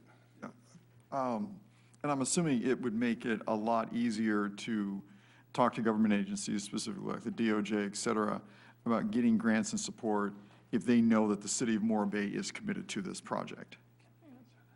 Sure. Thanks. Greg Qualk, Public Works Director. Just wanted to jump in, and Amy and I have talked about this project quite a bit, and it's obviously a very necessary project. I have spoken with our state lobbyist thoroughly, and we've looked at all options, be it DOJ at the federal level or state level. The grants just are not there for this. They might have pieces of it, like, you know, 30 or 40K for radios, but the towers and the antennas that would be necessary to implement these changes, the grants are just not there at this time. The one potential source for funding is what the county got, which was a federal earmark. And so, as Amy was mentioning, on the state level, we could potentially get some earmark. That's really difficult to count on at this stage, given that we need to implement the project rather quickly. And back to my point on this, with any project, especially for government, I mean, it's a lot easier to ask for money when these particular groups know that we're committed for the project. Is that accurate to say that? I think absolutely, 100% I agree, and I think anytime that you apply for grants or any kind of funding to show that you've made the commitment to move forward on the mandate instead of sitting stagnant and hoping for, you know, others to assist with this one is going to look better than the other. Okay. So we can deliberate on this during our Q&A discussion. I want to see if Director Conrad, could you wrap up your portion of the presentation? Then we can move on to our 3 action items. Absolutely. Sounds good. Thank you, Chief Watkins, Director Qualic. Let me see if I can get this going again.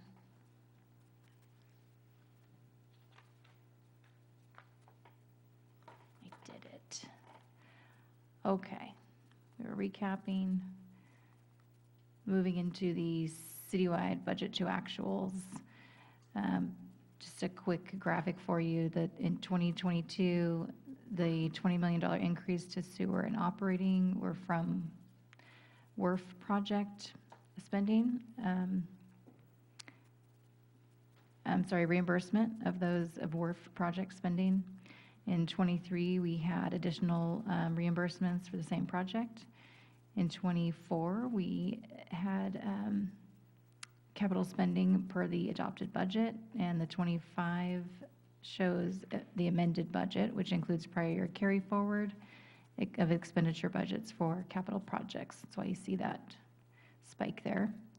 And the 25, 26 columns are our proposed. Citywide, the major revenues are projected to increase moderately, with property taxes up 5%, sales and use tax 3%, TOT 2%, current services down 3%. And I want to make a note on that. Intergovernmental revenue down 54%. That the current services down 3%. We are in the midst of wrapping up a user fee study. We do anticipate revenues increasing, being higher than we're budgeting at this time. We'll bring council that final report in August, or the draft report in August. And the intergovernmental revenue, that looks like a shocking amount to be down 54%, but never fear, that's just how we're budgeting our mutual aid reimbursements. We're not putting in any estimates in the proposed budget. We will bring back a mid-year adjustment based on actual revenues received and the associated expenditure budget. So you'll see that in January. Personnel costs are projected to increase by approximately 3.5% overall, with the annual UAL cost increasing by 13%. And as noted in the presentation by NHA, we do save 3.3% by paying one lump sum in July of each year. And I wanted to note that all funds are expected to meet the reserve policies for 25-26, and the minimum city reserves equate to 39% of the operating expenditure budget. Here is a look at our various revenues. Overall, the citywide revenues are projected to decrease in net 2%. We do see an increase in property taxes, sales and use tax, TOT, franchise fees, and interfund revenue transfers. We see that decrease in intergovernmental revenues based on the mutual aid. The licenses and permits are looking at a decrease, but that may go up based on a user fee study. Similar with current services. The use of money and property, that's mostly a decrease in what I'm estimating to receive in interest from our investment instruments. So as mentioned, in August 2025, the user fee study report and updated master fee schedule will be presented to council, and if approved, the fee structure will be implemented as soon as possible. It'll probably take a few weeks to implement all those new fees, and will hopefully and likely result in the revenue exceeding our proposed budget. Citywide expenses overall are projected to decrease 10%. Net of transfers, that's a decrease of 8%. It's a decrease in all objects except personnel. Personnel costs are up 3.5%. And a big note, the debt service was estimated in 24-25 to be, we were anticipating having to start repaying the SRF, or State Revolving Fund loan, which is a portion of the WRF financing. Due to staff negotiating that loan amendment, the repayment date is delayed to September of 2027. So the 25-26 amount we're budgeting is the actual amount due. And those are for our WIFIA loans paid through the Environmental Protection Agency. Citywide expenditures by department, net of transfers. It's very difficult to see Public Works. When we're looking at Public Works citywide, that includes capital projects, operating costs, that includes water and sewer funds. So that's why they come out with the biggest chunk of the pie there at 43%. PD follows at 17%, fire at 12%, administrative services, my department, at 6.7, almost 7%. That includes our IT fund. Harbor Department at 7%, Community Development 6%, Rec at 4%, and then the smaller chunks are City Manager's Office, City Attorney's Office, City Council, and Economic Development. This is a similar graphic, but this shows it by our various funds. General fund's the largest chunk there at 39%. Water operating at 20%, sewer at 17%, Measure QE at 9%. Our harbor fund is 5%. Risk and IT follow at 3.4 and 2.2. And the smaller pieces of pie are the state gas tax fund. Those revenues get transferred to the general fund. Road maintenance and rehabilitation, or SB1 funds, those get transferred to our pavement management and estimated at $266,000 this year. And we have a few small developer reimbursement agreements that make up just a tiny little portion there, followed by the Economic Development Fund. The citywide long-term fiscal outlook shows that the general fund revenues are sufficient to fund ongoing operating costs, but insufficient to cash fund our major capital needs. Administrative services plans to complete a risk-based reserve analysis to inform recommendations to council regarding our minimum reserve thresholds, currently 33%, target 50%. We put this on our list for the 24-25 year and frankly just couldn't get to it, and we're going to get to it in 25-26. Capital projects, funding sources for future capital projects remain limited, absent new revenue streams. Staff capacity to deliver funded projects may also be constrained, though the addition of a utilities project manager should help with that. That's a new position requested in the 25-26 budget to be funded through the water and sewer funds.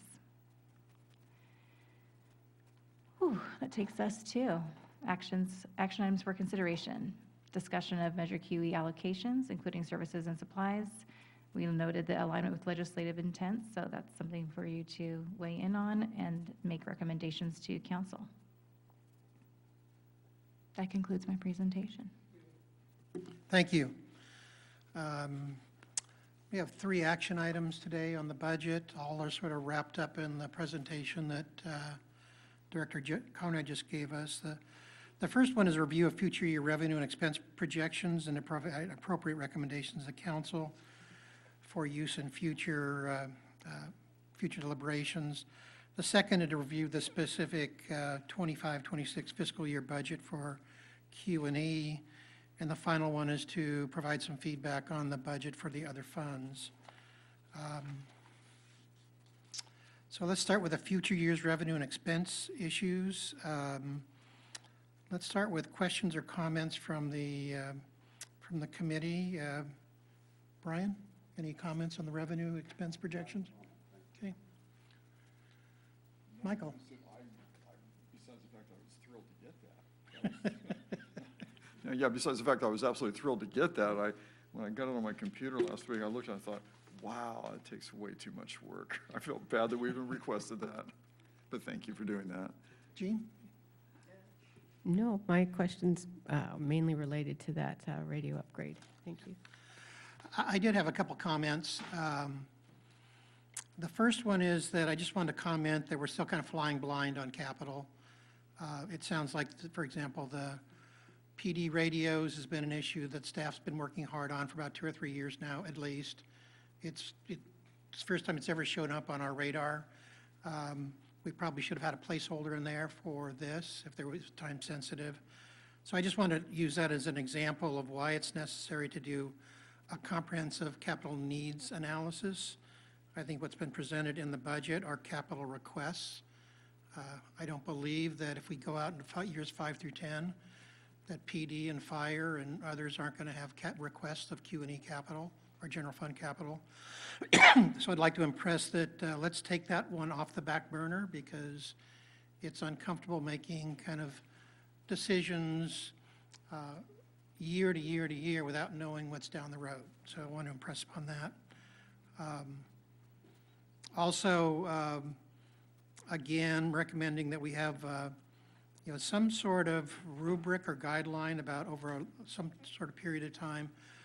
What do we expect to reserve for police, fire, harbor, capital, and those sorts of things? I think we sort of make that up every year as we go along.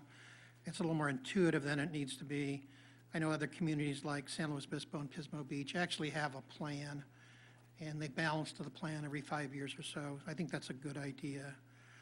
I think the expense projections looked light. I commented on that already. I think it overestimates the amount we're going to have on capital. Chief answered my question on the PD radios. The one of the things that I thought was missing is that the council has a number 3 priority for Morrow Elementary School, and I think we're entering negotiations or some sort of negotiations. I didn't see anything in there for what money we might be reserving for that, what the expectation is. I'm not saying what it should or shouldn't be. I'm just saying it was sort of conspicuous by its absence, so I'd recommend that that be considered. I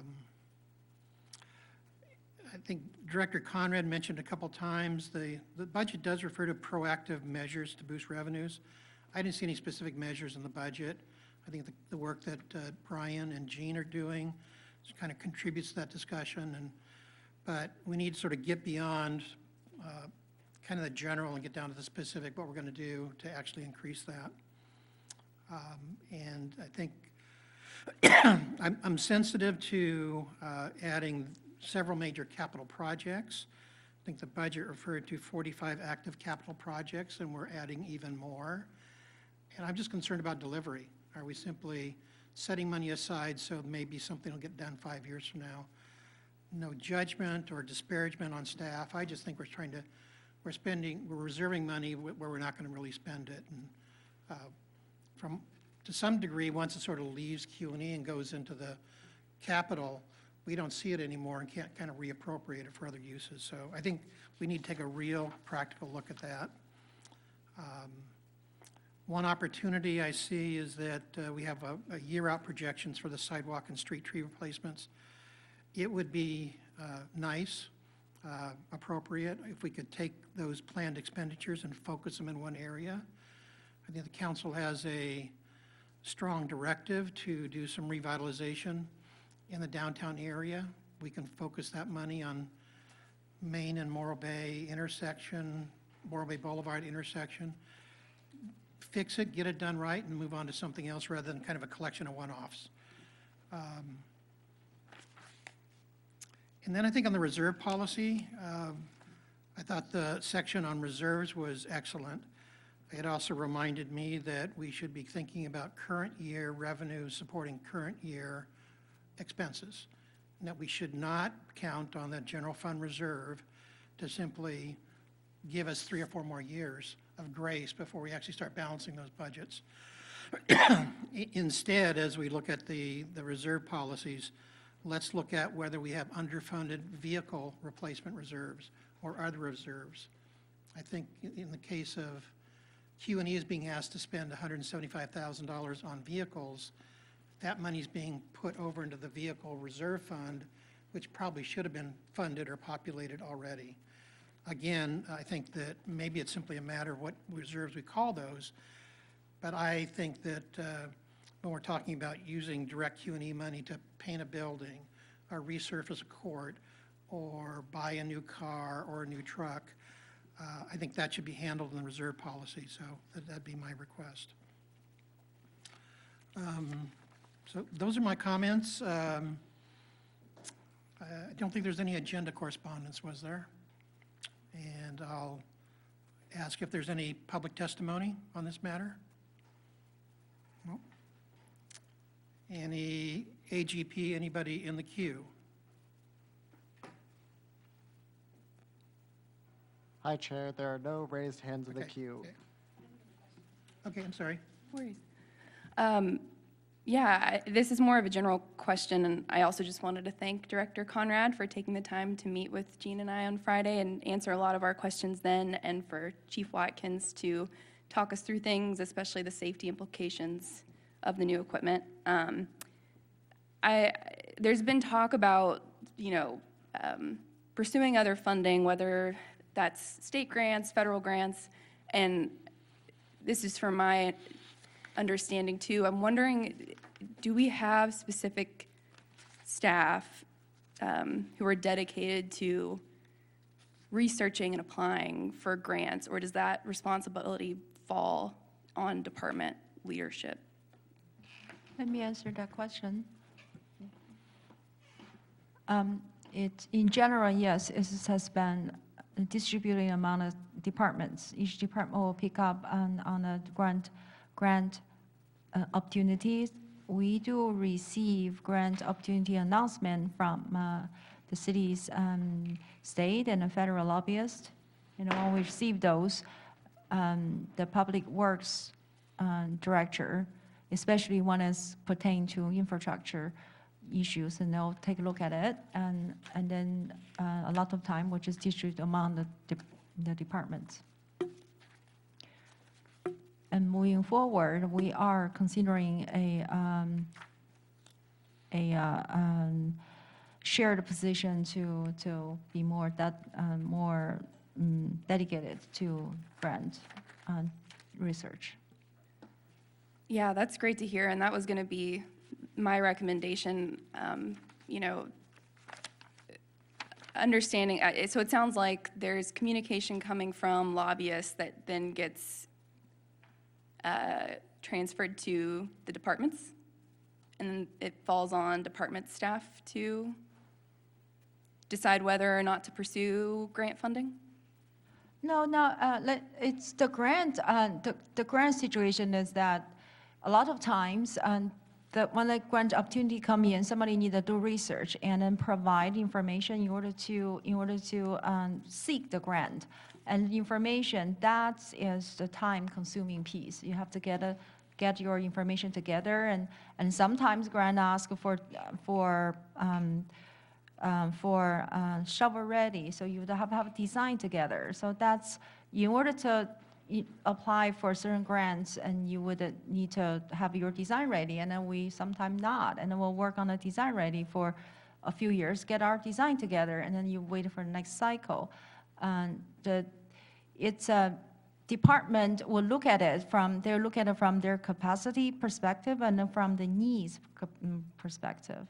So it is not just all based on what the department wants to do.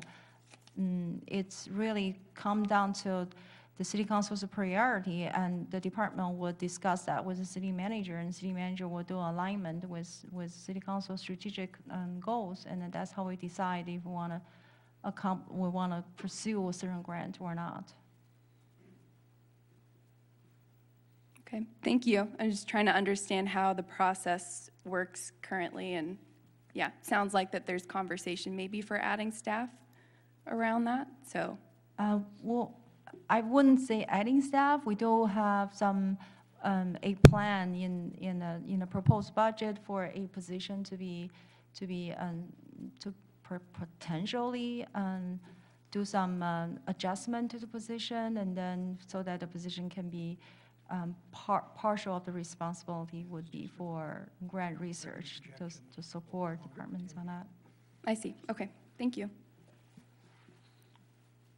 Michael? Okay, thank you. Just one quick comment. I know we're talking about projections over the long term, 5 years, 10 years down the road. One thing that I like to remind everybody here on, and I know Chairman Peck and I have had long conversations over this, as sometimes the devil is in the details when it comes to revenue. And just as a reminder to everybody, I know I've spoken to some of you in this audience about this too, is that when it comes to your harbor department and your lease agreements down there in the Embarcadero, that a great many of your long-term lease agreements down there are resetting your CPIs every 5 years, which over the long term is costing this city millions of dollars of revenue because of how those contracts are written. So I'd just like to point that out as well. So when we talk about revenue and long-term revenue, you kind of need to look at everything. And that would be one of them that I would say definitely an area to explore. Thank you. Thank you, everybody, for your comments. Is there a consensus recommendation we want to make on this matter? Can I make one quick point of clarification, just quickly? Not to slow us down, but about the vehicle replacement, I just want to make sure that it's clear what we're doing here. So the request is to purchase 2 new vehicles. It's a transfer out instead of a direct purchase out of this fund because of the way I need to record the asset? That's fine. Okay. Yeah. It's not to build the reserve. We're transferring out of general fund to. That's clear. Okay, great.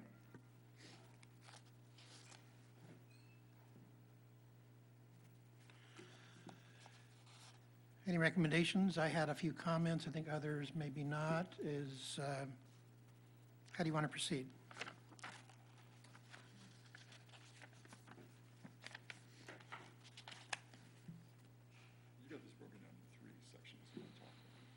Yeah, the first part is simply the longer-term revenues and expenses.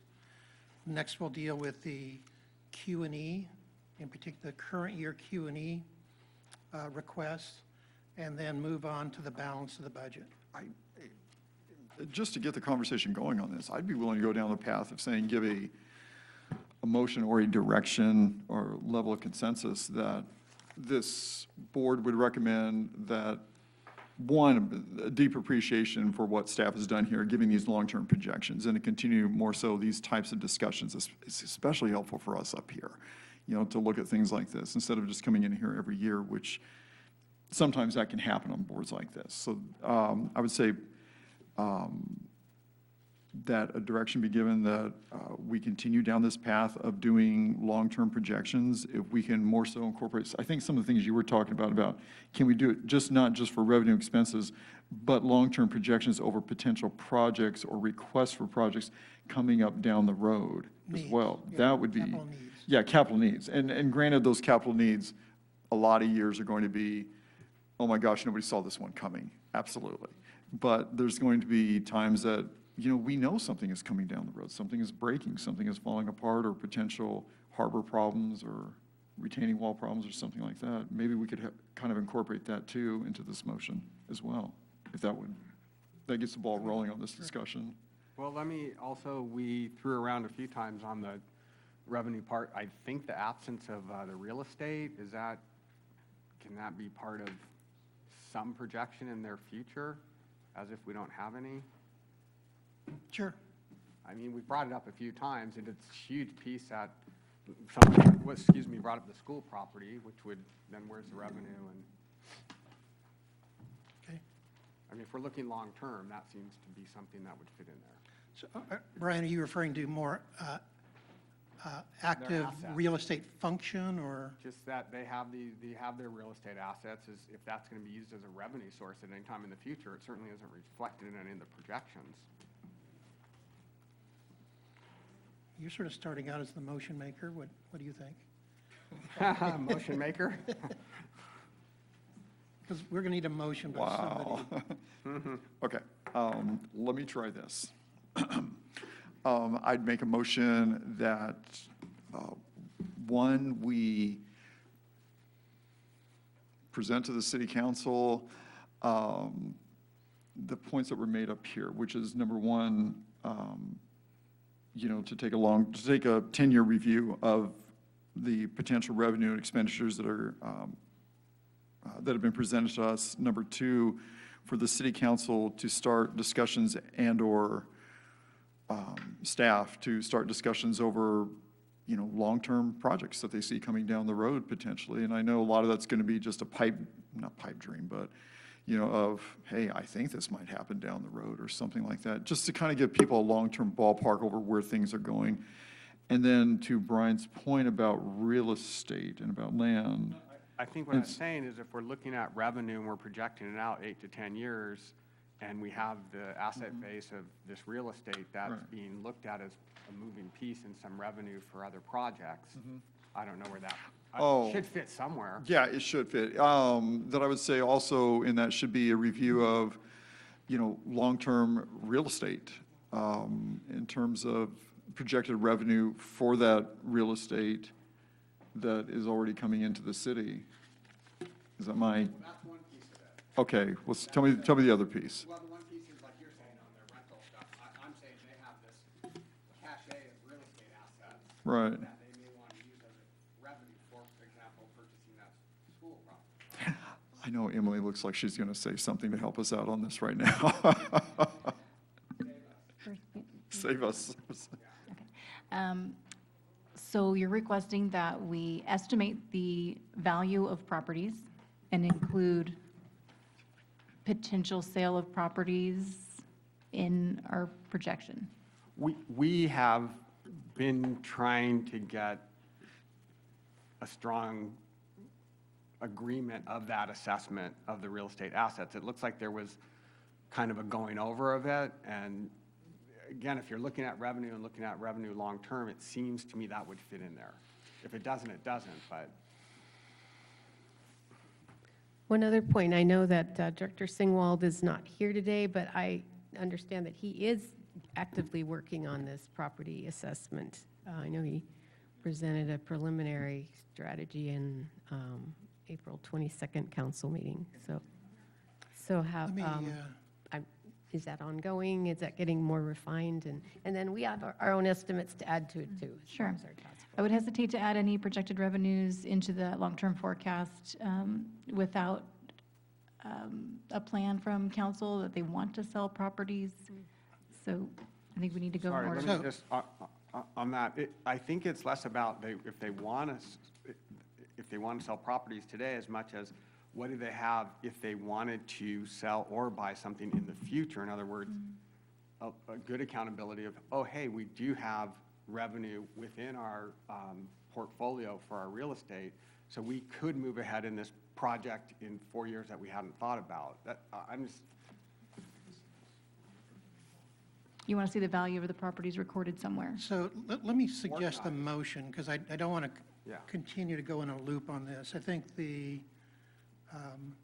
motion would be that the city continue to take a long-term perspective, to continue to do the 10-year planning that they're doing, use appropriate and prudent assumptions, that they restart the capital needs assessment that was started 2 or 3 years ago.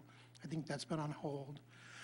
I think that covers the issue that I referenced about kind of stuff not appearing on the radar. I sort of feel like, you know, maybe we're in Newark right now and the radar's off. And then I guess to the real estate development piece, that the city take an aggressive approach to selling or redeveloping or monetizing its real estate assets. and I'm my encouragement is that they at least organize that. That's I'm been- going to make that a motion. Yeah. Let's see if it gets a second, and then we can refine it from there. I'll second it because I'm under the impression from this motion that it's really honing in on the idea of getting the city really to start sharpening in into this 5-10-year long-term Yeah, projection. so That's, if you'll second, let's. Yeah, I'll let's- second that, Let's have a yeah. discussion. Is that okay? Sarah? Good? All right. Motion and second. Would the clerk call the roll, please? Chair Peck, Yes. Vice Chair Woody, yes. Member Love, Yes. Member Johnson, Yes. Member Dorfman. Yes. Motion carries 5-0. Thank you. The next item is a discussion of the specific 25-26 budget for Q&E. These are actual amounts will be budgeted and appropriated for expenditures in next year and in future years for capital items.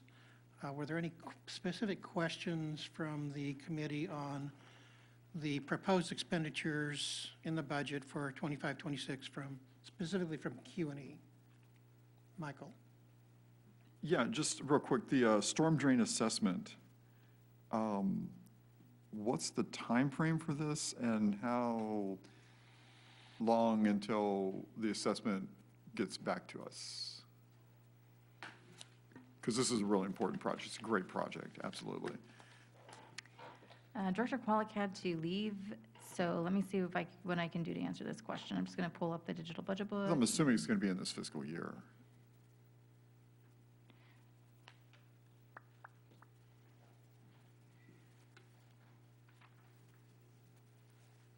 know I saw him walk out, and I thought, oh, don't leave. You don't want to leave. Don't leave. I feel bad for him now.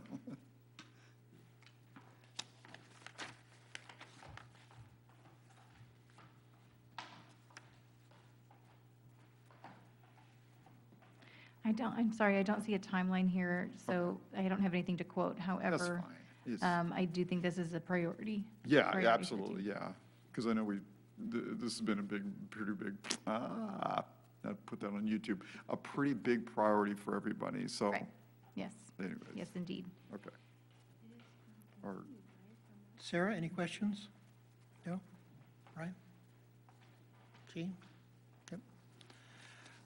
My comments are, number one, thank you for identifying the QE ballot language. That's kind of our thing. It's very helpful. I get the PD radio purchase. I'm willing to support that. Fire department, PD, normal O&M increases. I think on, some of the, as I mentioned, there's quite a bit of carryover capital. I think there's about 1.8 million for paving. Maybe it's 1.5. I think that's a pretty significant carryover. Budgeting another million is probably not necessary. Probably won't be spent next year, so we can come back to that one later on. I want to suggest we encourage that whatever sidewalk and street tree program funding we have be sort of married up with the carryover and focus that in an area. So we can, just like our streets are looking pretty nice, that we focus that in one place so that as we invite new people here, they can see we have a nice sparkling downtown, and maybe we can do the same thing for the Embarcadero down the road. I have some grief over the dump truck eligibility and some of the other things, but I'm not going to grind on those. I just think that continuing to pull sort of regular O&M replacement things out of Q&E is inappropriate. But let's look at our reserve study and see how we can figure that out. So my comments would be approve the PD radio purchase, otherwise fire and PD are okay. We not do the additional $1 million of paving, that what we have in the carryover is fine, that we focus the sidewalk and street tree program in a specific area, probably the downtown. so not to do the $1 million. No. There's a lot of carryover already.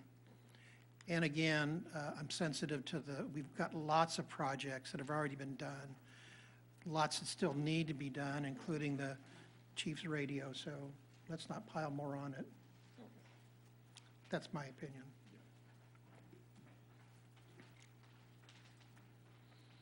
What's the committee's pleasure? Yeah, and that $1 million that you were referring to on that, does staff want to address that? Is that something that, There's That's currently a not- request for an additional $1 million for paving. In Right. the current, in the next budget year. okay, I'm on board. Okay. Got it. One comment, I think I'd read somewhere in the document that there's a $7 million paving backlog. Is that, and I know Director Qualic is not here. That's and- okay, we've discussed this at length. So I wouldn't say that it's, well, I'm not sure what exactly figure you're referring to, but to improve and maintain our streets is an estimated $7 million per year. That's the latest pavement condition index estimate. So in theory, if we don't fund it or don't complete the work, that will compound in the future years, right? So that's why the funding is being requested. Even if it wasn't spent, it would build up. The funding reserves. Exactly. Yeah, Director Qualic's input would be really helpful, because I just remember long ago him saying that this expenses go logarithmically. They accelerate rather than linear, so to do as much as can be done Sure, so if we short-term. defer the maintenance, then the streets fall into poorer condition, which means it costs more money to repair them and bring them up to standard. Yeah. Yeah, and I think on that issue, my observation is that it was only 5 years ago that they said you need to spend $2.8 million a year to keep up. General fund and Q&E are kind of sharing in that. I guess the most recent number is $4.5 million a year. And I'm just saying that that's madness. We don't have that kind of money. So maybe we need to right-size our expectations. What we see on the ground right now was a 3-year accumulation of money to do that. I think all we'd be doing is sort of changing accounts, and I think my preference is, let's not appropriate it if we're not going to use it for another 2 or 3 years. Let's get a capital needs assessment, take a fresh look and say, maybe that's the best expenditure of money, but right now, I think it's just going to get pushed into another reserve account and maybe spent in a while. So that's, I'm not denying the need, I'm just saying that we need to come to grips with what we can afford, what we can have, what we want, and what we can afford to have. Okay, good. One question on the police department, on this. For the funded positions, the 2 police officers, the 1 CSO and the 1 property evidence clerk, those are full-time, right? Are those slated to be full-time? Or those are full-time? They're full-time except for the property evidence clerk, which is a .8 FTE. That's the .8 FTE. Okay, so the CSO was full-time. Yes. The property evidence clerk is .8. Is there a need to move that to full-time? I mean, there's always a need. That's a ridiculous. What do you Anyways, expect? there you go. I answered your question. Thank you for the question. So it just happens to be, and Ms. Love mentioned this on grants, we happen to have a very talented property and evidence technician at the .8 allocation, and the full-time would provide an opportunity. She's a very gifted and talented grant writer and has a good understanding of grants. And so that would be something that if it was a possibility, she would certainly be interested. Currently, what I have her doing is just advising me at certain moments when time is available. So there is a need, there is always a need, but we happen to have somebody in that position that could, we could really use her talents and assets for that. I guess where I'm going on this is that I'm willing to include in the motion a language that sends to the council, you know, can you find the funds to, you know, make this a full-time property, you know, full-time position, but I don't want to put words in your mouth when you're going to look at us and say, hey, actually, I'd rather spend the money on, you know, something else over here. Your thoughts on that? I think resources in the form of personnel is always more important than any other resource, just because of that human capital, so, and the experience. So yes, there always is a need, especially at the police department and many of our departments, for additional staff. But since we have somebody who is talented, we currently do that with one of our records technicians. She is also, a portion of her time is spent on our training department. So Right. we tend to cross-train and utilize those resources as efficiently as we can. Okay. Would it be, I'm trying to say this without stepping on your toes. Would it be acceptable on your side if this board were to make a recommendation that the city council continue to explore taking positions that are part-time in the police department, which hasn't been, your sworn officers haven't increased in how many years now? We're at the same numbers we were in 1986. Okay. 40 years, in essence, coming up on 40 years. That the council, that, you know, maybe we could include in language in this, that the council explore taking some of these part-time positions or part-time positions that are in the police department right now and see if there's possible funding for this year to make them full-time. But it's like I said, I don't want to put words into your mouth. I don't want to throw this your way and you go, oh, thanks. This wasn't my priority. No, I appreciate that, Mr. Woody, and yes, I think that in this particular situation, especially as it pertains to our discussion today, when the personnel is already on staff and has the ability to perform additional duties that would be beneficial to the bottom line budget and grants within our department, I think that would be important. Okay, so I'd like to include in this motion for this, a motion that asks the council to, I guess, review or explore options for making the part-time positions in the police department to see what it would take to make them full-time positions. And explore that during the budget hearings. Let me just ask, and I'm all for all. Right, yeah. I just, do we have more population? Do we have more issues? I mean, I'm guessing we do. Sure. I just hate to say, oh, let's approve of a position and we don't even know, maybe nothing's changed. I mean, Well, I mean, by the actually, way, I don't know how your neighborhood is, but in my neighborhood, it's all these new second homeowners, which is great because then nobody's in the hood anymore. So, I don't know. could we talk about how calls for services have gone up in the last, let's say, 20, 30, 40 years in this city? We've seen a steady increase. Typically, our increase is during our summer months with our population swell. I know that our community, certainly over the last few years, we saw the increase during COVID. And especially during weekends where weather is hot in the valleys and over the hill, we see a population increase certainly during those summer months. And when we remain at the staffing that we currently have, that makes it very difficult.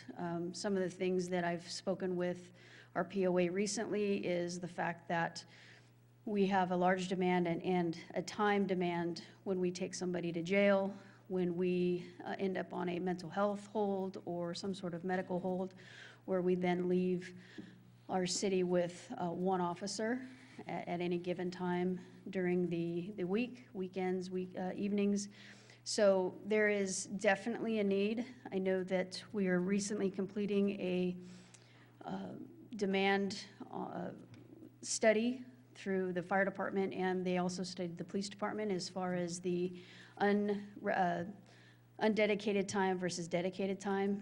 And so while we continue to see increases in population, we also see increases in our calls for service, the type of calls that come in, and a lot of those have to do with mental health, and those tend to take an exorbitant amount of officer time that we have to dedicate until there are resources available. And considering, and I would also say that probably a lot of that has to do with that we continue to be a community that continues to grow and push the idea of we need to be more of a tourist destination. As you were pointing out, when it gets hot during the summer, we see a lot of people from the San Joaquin Valley coming here, and they're welcome here. It's wonderful. But it does put more stresses on all of our departments, obviously including yours. Absolutely, and in the absence of staffing, one of the things that we've turned to certainly over the last few years is technology, because technology can be a force multiplier for any department, especially our department. Utilizing automated license plate readers, surveillance cameras, drone systems, things like that. Those are all force multipliers. And so what we've really dedicated to and kind of had to rely on is the use of technology. But as you see, it's more expensive as we get through that.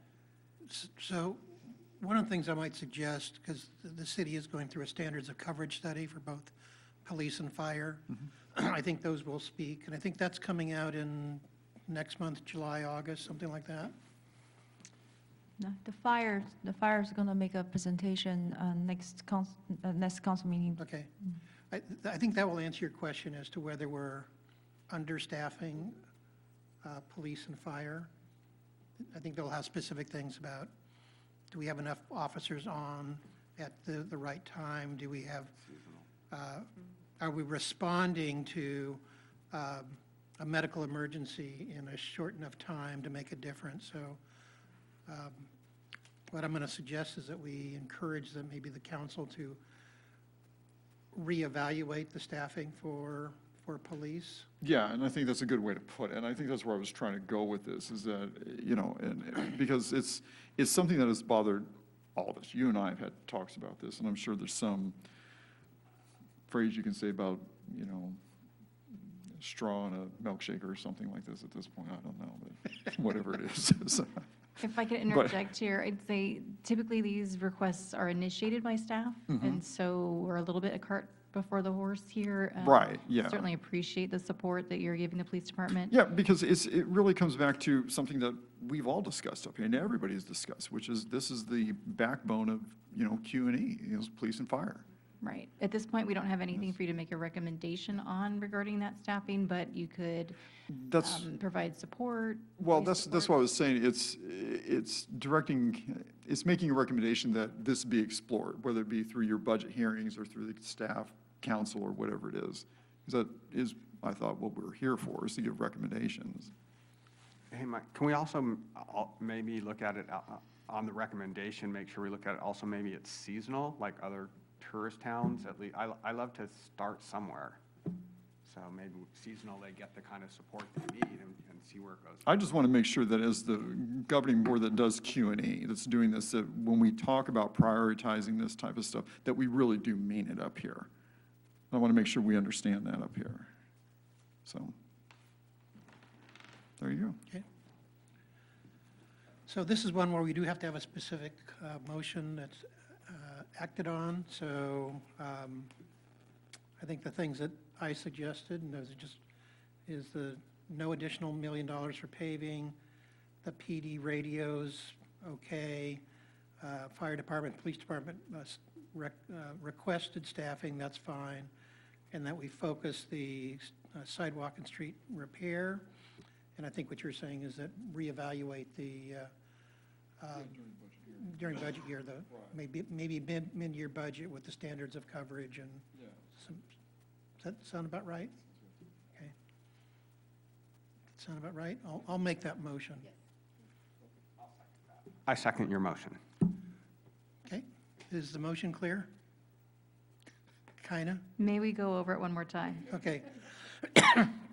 So let's say, I think the motion is to adopt the recommended Q&E 2025-26 with the modifications of no additional $1 million for paving, specifically the PD radio, purchase approved, fire department, police department, asking council to focus the sidewalk and street repair along with the carryover into a specific area like the downtown to support the downtown revitalization, and that we, during the upcoming budget year, we reevaluate the personnel for fire and police as part of the standards of coverage follow-up. Does that sound right? Okay, I got it. okay, good. Clerk, will you call the roll? Chair Peck, Yes. Vice Chair Woody, Yes. Member Love, Yes. Member Johnson, Yes. Member Dorfman. Yes. Motion carries 5-0. Thank you. Okay, finally, we discussed the remainder of the 2025-26 budget. So this is the time if you want to talk about, harbor, or we don't have transit anymore, but want to talk about anything else, this is the time to do that. Sarah, any comments? Just one final question, and I should have thought to ask this on Friday, but Director Conrad, I was wondering if you could speak a little bit to the results of the recent survey, Morro Bay survey, and how they were taken into account when developing the proposed budget. You're talking about the city council goals, the survey related to the city council? Earlier this year. Yeah. Yeah. Ooh, can I speak to that? Let me poke my memory banks. We had over 500 respondents, which was very high compared to recent years when we've done these surveys. I think the last one had 200 or so responses. There was an overwhelming, approval of and support of the safety services and safety responses in the city.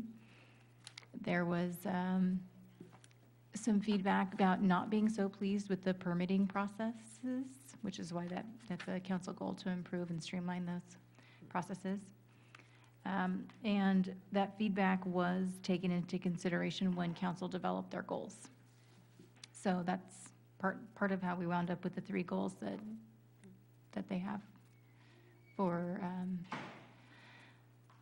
economic vitality and financial health, fiscal health. I need help. Yeah, jump in, please.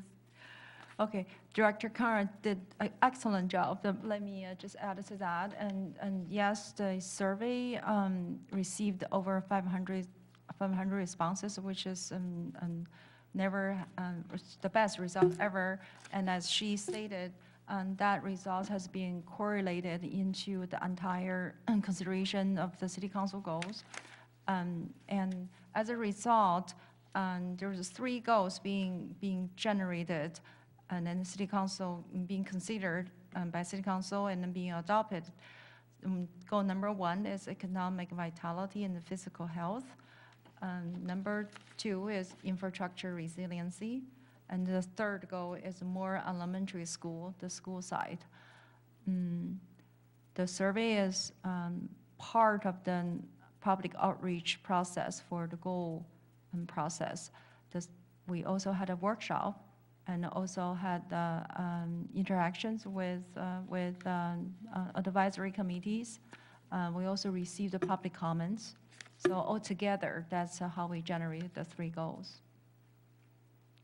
And if you review the department page budgets, you'll see those 3 goals listed out and how that department is working to meet those goals or working on those goals. And if the board is interested, we could send the survey results to you. Would you like that? I would love to see those. Okay, then Yeah. we can send the docs to you. Thank you. Yeah. Brian, anything on this subject, the rest of the budget? Jean? No. Michael? I had a few items, surprise. One was kind of the harbor, you got kind of both in a macro and a micro. I noticed that it's an enterprise fund, but it doesn't have the kind of the same reserve categories as water and sewer. We don't appear to have a reserve for the replacement of our wheeled and water fleet. It also looks like we have an excess fund balance, operating fund balance. We're in excess of reserves. The CIP fund balance, or the accumulated capital replacement, appears to be underfunded, so it just appears we're heavy in one account and light in others. So I guess my request would be we kind of look at setting those up and right-sizing those so that the money kind of is where it needs to be. Also echoing Michael's comment about taking a much more granular look at the projected revenues for Harbor. They now have a new appraisal process, an appraiser that I think is probably going to provide some more accurate market values. A lot of the leases on the Harbor are based on market value, not on percentage rents. We have some properties that are in the process of redeveloping that probably will contribute to that, so I'd suggest we look at that. Also look at some of the work that Brian and Jean did sort of caused me to believe that there also needs to be a kind of a promotional element to that. The Harbor benefits from increased sales in the Harbor. It's very much like a mall owner. You drive more traffic to the mall, you get more rent out of the mall. So I think there needs to be some consideration there. One of the items that I also want to talk about that is the North T-Pier replacement. It's an asset that we inherited from the military that was built 80 years ago. By some accounts, it'll cost $8.5 million to replace. It doesn't get used a whole lot. If you replaced every lineal foot of rentable area on there, it would probably generate about $100,000 a year, but that never happens. The Harbor Department doesn't rely on it. They rely on a floating dock, as does the Coast Guard. So my concern is if it gets built, we're kind of obligating ourselves to set aside $200,000 a year over 40 years to replace it sometime in the future, and that's not money that's budgeted. So even if we get a big earmark from the federal government to do it, it still would obligate us to set aside money to replace it. And I don't think the facility will not generate a tenth of that for, so I would simply like that to be re-looked at and take a practical look. Maybe that's something that gets tucked into the waterfront master plan analysis. I know it's a sensitive issue, but Brian and I met out there a couple days ago, and there were a couple boats in detention there. There was some nice otter activity, but there wasn't any actual economic activity going on there that would generate revenue. So since it's since it's an enterprise, I think we need to look at it that way. On the Economic Development Fund, I think there should be a plan for the usage of that to promote the work that Gene and Brian did, I think, says. So there's going to be some money that needs to be expended. Let's see where that can fall in. And I think my last item is on community development.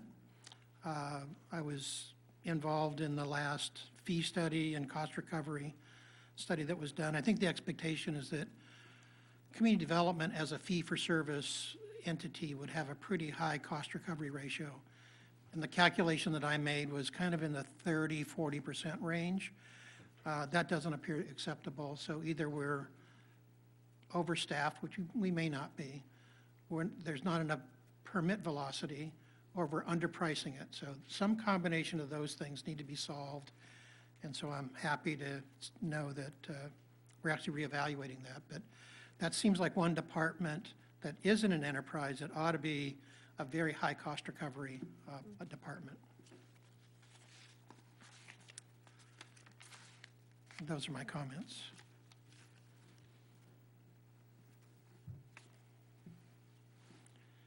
Do we actually need an action on that one other than got most of the council people in the audience anyway, so. We do need a motion and a second and a vote so that I could include your recommendations in our staff Okay. report. Any consensus with those recommendations? If not, we can simply approve as requested.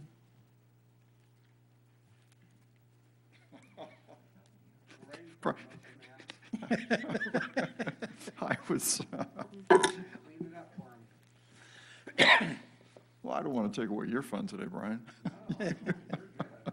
The motion would, say this one more time then. You have, So number one, look at the harbor operating, yeah, the revenue, provide a more realistic and granular projected revenue, reevaluate the financing and the need for the North T Pier, yes, setting up a harbor fund reserve policies that are probably more equivalent to sewer and water, that we come up with a program for the Economic Development Fund to actually do promotional activities like those that are being discussed this evening, and that the community development departments be evaluated to have a higher cost recovery than it does now. is this something that staff would be okay with? I mean, obviously, there's a burden on staff. Shouldn't be a burden on staff time, or is there on this? They're doing the community development one. Yeah, My only comment would be that the user fee study is Yeah. in the final stages, and we are definitely working towards a higher cost recovery for community development specifically. okay, then yeah, then all that would be fine to put into the motion then. Okay. You want to second my motion? That was, did you get that? Then I will second that. Any discussion on the motion? No? Clerk, call the roll. Chair Peck, Yes. Vice Chair Woody, Yes, Member Love, Yes. Member Johnson, Yes. Member Dorfman. Yes. Motion carries 5-0. So the last item is the work that Gene and Brian have been doing on revenue enhancement, and kudos, thank you very much. As we looked at this item, we thought the appropriate thing tonight would be to have you sort of summarize what you've come up with, have the committee discuss their ideas around it, and then try and convene in a special meeting sometime next month. We don't know the time or the place yet because of some facility issues. but that sort of directed everything get wrapped up by probably next month, probably no later than the first part of July, so we can kind of wrap this up in our, because it's part of our 24-25 work program. So Jean and Brian, I'll turn it over to you to summarize your findings. Gene, let me take 2 seconds, and then why don't you dig in? Yes. I want to bring up that event fee thing right off. I think that's real important. Okay, so Gene's going to get started in a second. We had a whole bunch of meetings, got real educated, still are somewhat in the dark. But one thing that really got highlighted was it seems that there's issues with the increased fees for events.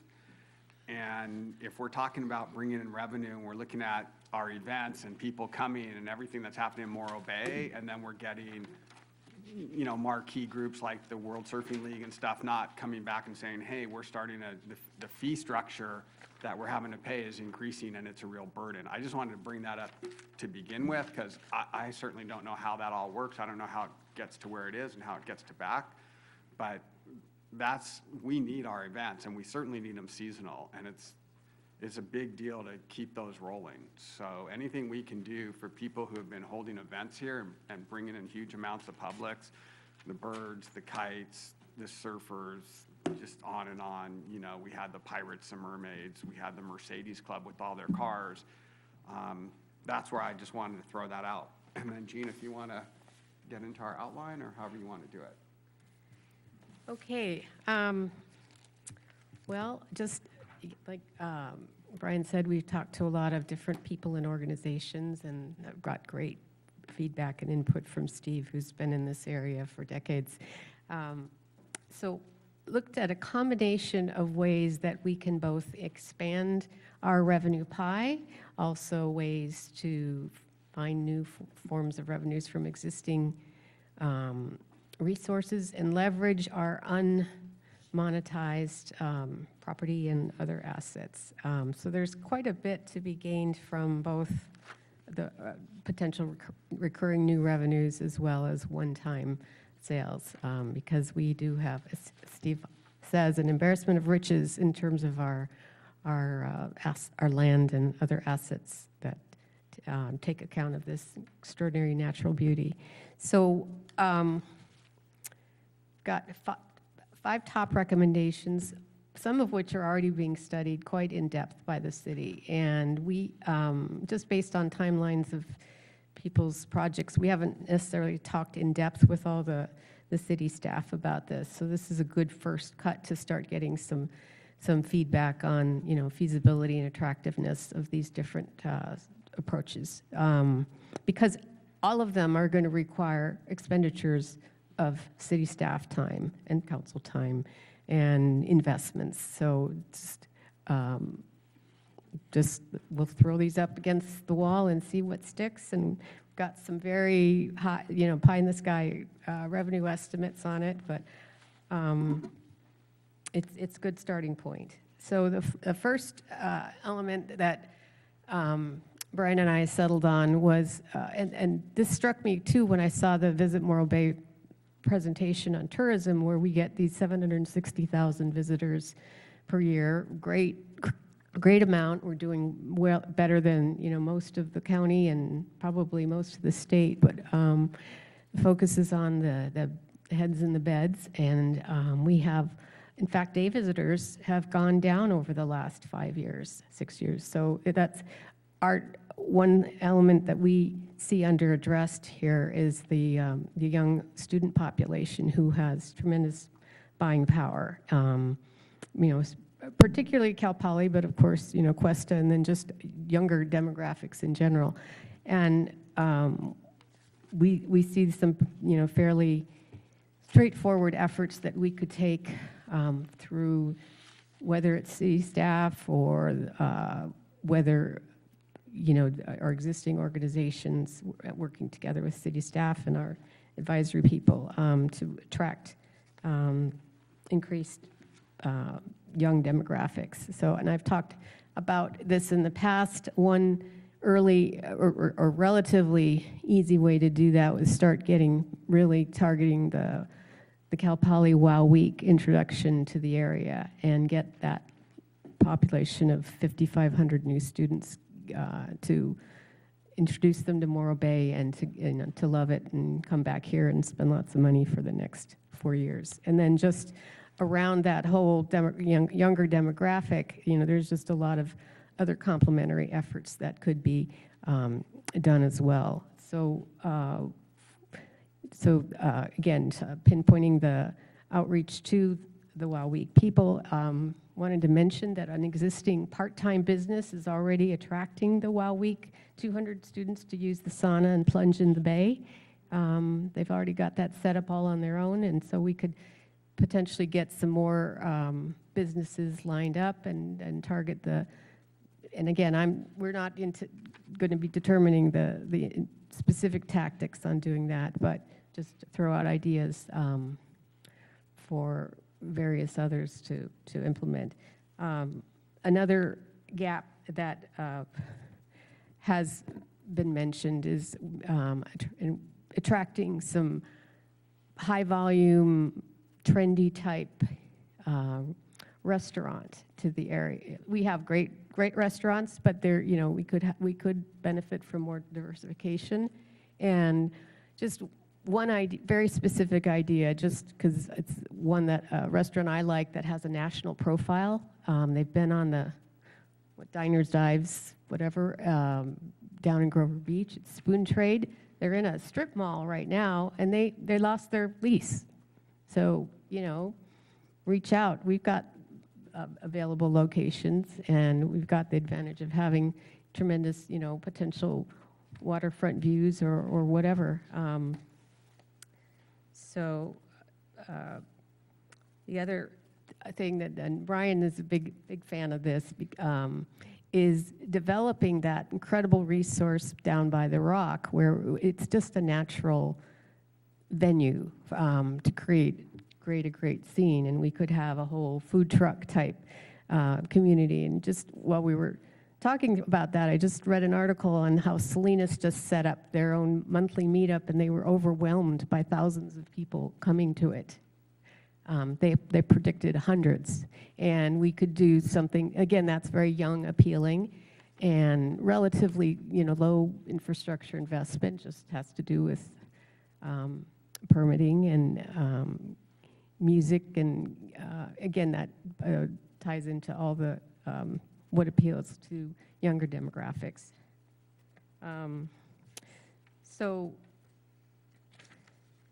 those kinds of things, they're starting off with in terms of the tax revenues, they're relatively modest, but what it does is it cumulatively develops a vibe and a scene that will build on itself and really increase that day visitor traffic that we benefit from being accessible to a lot of different areas and offering a relatively unique environment compared to other parts of our county and nearby. So we are very differentiable.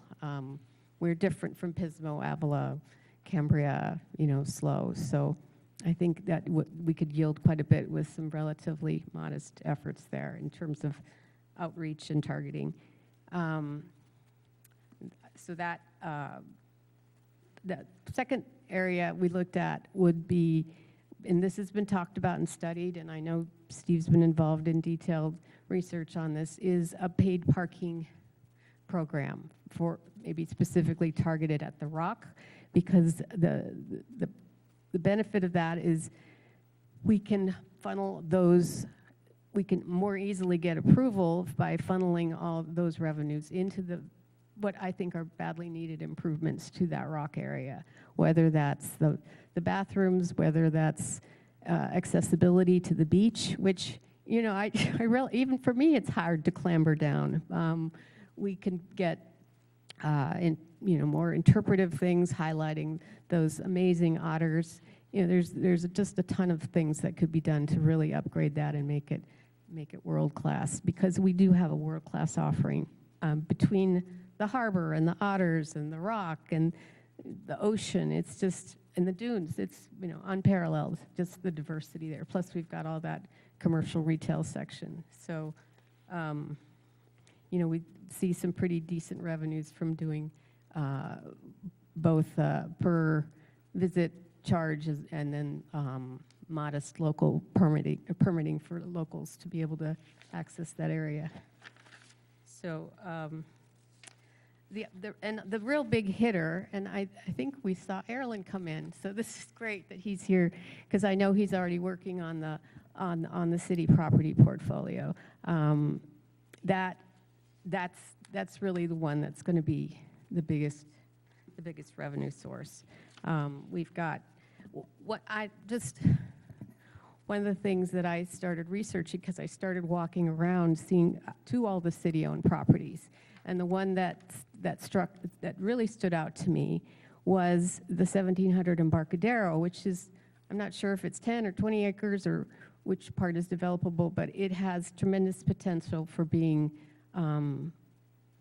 perhaps upgraded to a more amenity-filled glamping resort, which I researched those. Those are growing really fast. They're growing triple the rate of average tourism destinations, because they're tying into people's desire to be close to nature and ecologically conscious. And that site it's very large. A lot of it's dedicated to storage, which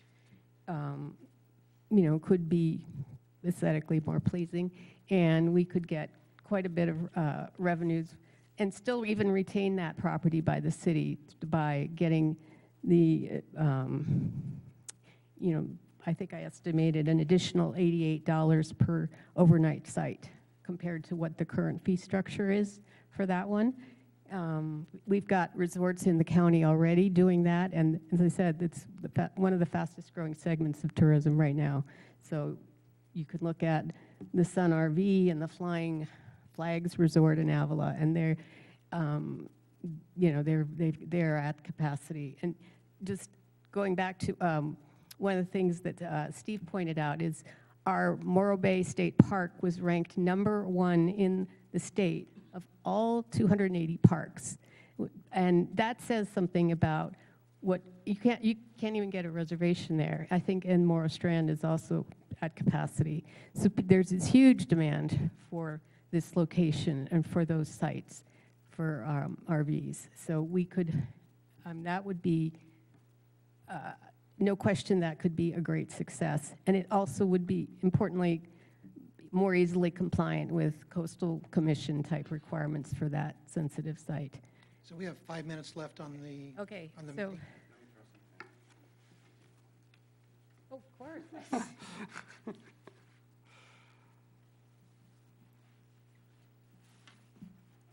We kind of sifted out a lot of what the branding was for Morro Bay, and kind of kicked and slugged our way around and met a lot of people that didn't want to talk to us. But from all this, Morro Bay would definitely benefit from a more central, unified organization like other cities that's basically promotes the whole of Morro Bay in coordination with some of the groups that are currently promoting their business within Morro Bay. So that was one of the pieces, and that kind of was an output from, for me, just seeing what I feel is a lack of participation from Cal Poly, and I think that's because we haven't had a cohesive whole Morro Bay outlook, and I think that could easily get remedied that way. And Gina and I have a lot of details on what she brought up. If anybody needs it, we're happy to get it out to you all, or Emily, if you want to do all that. Okay. Could I Comments from focus one more? I just wanted to mention something that, because I did a fair amount of research on this enhanced infrastructure financing district option that Steve had pointed out, and I think that has tremendous potential for Morro Bay for the development of whether it's Morro Elementary or glamping resort or Market Plaza. It is a great vehicle to take advantage of the enhanced, what they call tax increment revenue from the future of that, and potentially negotiating with the county to get more of that revenue to the city. And it's just a way to get a lot of funding without costing additional, without being additional taxation. So that's something it's a relatively new concept. It's being used over 30 places in California for economic development, things like housing. And there's been, I don't know if people are aware of what's been going on in Morrow Elementary, but there's been quite a bit of laying out of proposals for visions of that. So, Thank you. and then the reserve requirement, which I know the city is already looking at. So we need to wrap up. Let's get the other committee comments on this, and in order to finalize this and refine it, I know that you probably want a few more shots at it. Michael, any comments? Oh, sure. I'll just say thank you, Jean and Brian. Definitely brought up some questions and thoughts for me, so I look forward to talking more about it next month. Yeah. You're the right demographic. A question from the wrong demographic. As am I. When events are held down at Morro Rock, is that a city or a state permitting issue? Is it city? City. Is it? Okay. A portion of it is owned by the state, but the areas that we permit are city. It's actually part of a Tylen's property, too. Yeah, because I know when we go out there tribally, we go out there with state permits, just for what we do. So I just want to make sure I understood that. Okay, that's it. I think my comments are, I like the focus on the day visitors. Didn't realize that we actually aren't to our pre-COVID levels. We've actually declined. I think our overnight stays have held up well because we spend a lot of money on overnight stays. Not so much on the other piece. Like the food truck movie night, I think that actually gets a reason to maybe spend a night here, create some nighttime activity. You're not going to drive back to the valley after you've been here till 11 o'clock at night. I like paid parking and want to reiterate, it's not about supply management. It's about creating money so that we can pave that parking lot, so we can have better access, so we can make sure it's clean, the bathrooms are attended to, and it's just a better experience. So sort of want to clarify that as long as we sort of keep the money servicing the visitors that are paying it, Coastal Commission doesn't have a problem at all with that. And then the sale or redevelopment of the property the city owns, I fully support those because I just ran out some numbers. And if they did everything here, we were successful in getting all those pieces done, it's about another $2.5 million a year to the harbor, general fund, and Q&E. Sounds like something worth doing. So those are my comments. And also, I'm doing this off the top of my head, but you talk about reaching out to regional restaurants that are in this area. You know, I'll say it again, don't forget regional businesses as well. You know, need to get here too. Yeah. Yeah, we're totally on board with that, yeah. So we'd like to continue this to June. I know that this facility may not be available, but Emily's going to check and see a date when we can reconvene and actually finalize this. Give it the time it deserves as the only item. So there'll be follow-up on that, and then our next meeting is in August, right? August 19th? Correct, August 19th. Okay. Anything else want to go to the order before we adjourn? Just great thanks to all of you for your work of reviewing the budget and the revenue research. Thank you. Thanks to you, too. With that, we're adjourned at 5:46. It's all yours, Erilyn.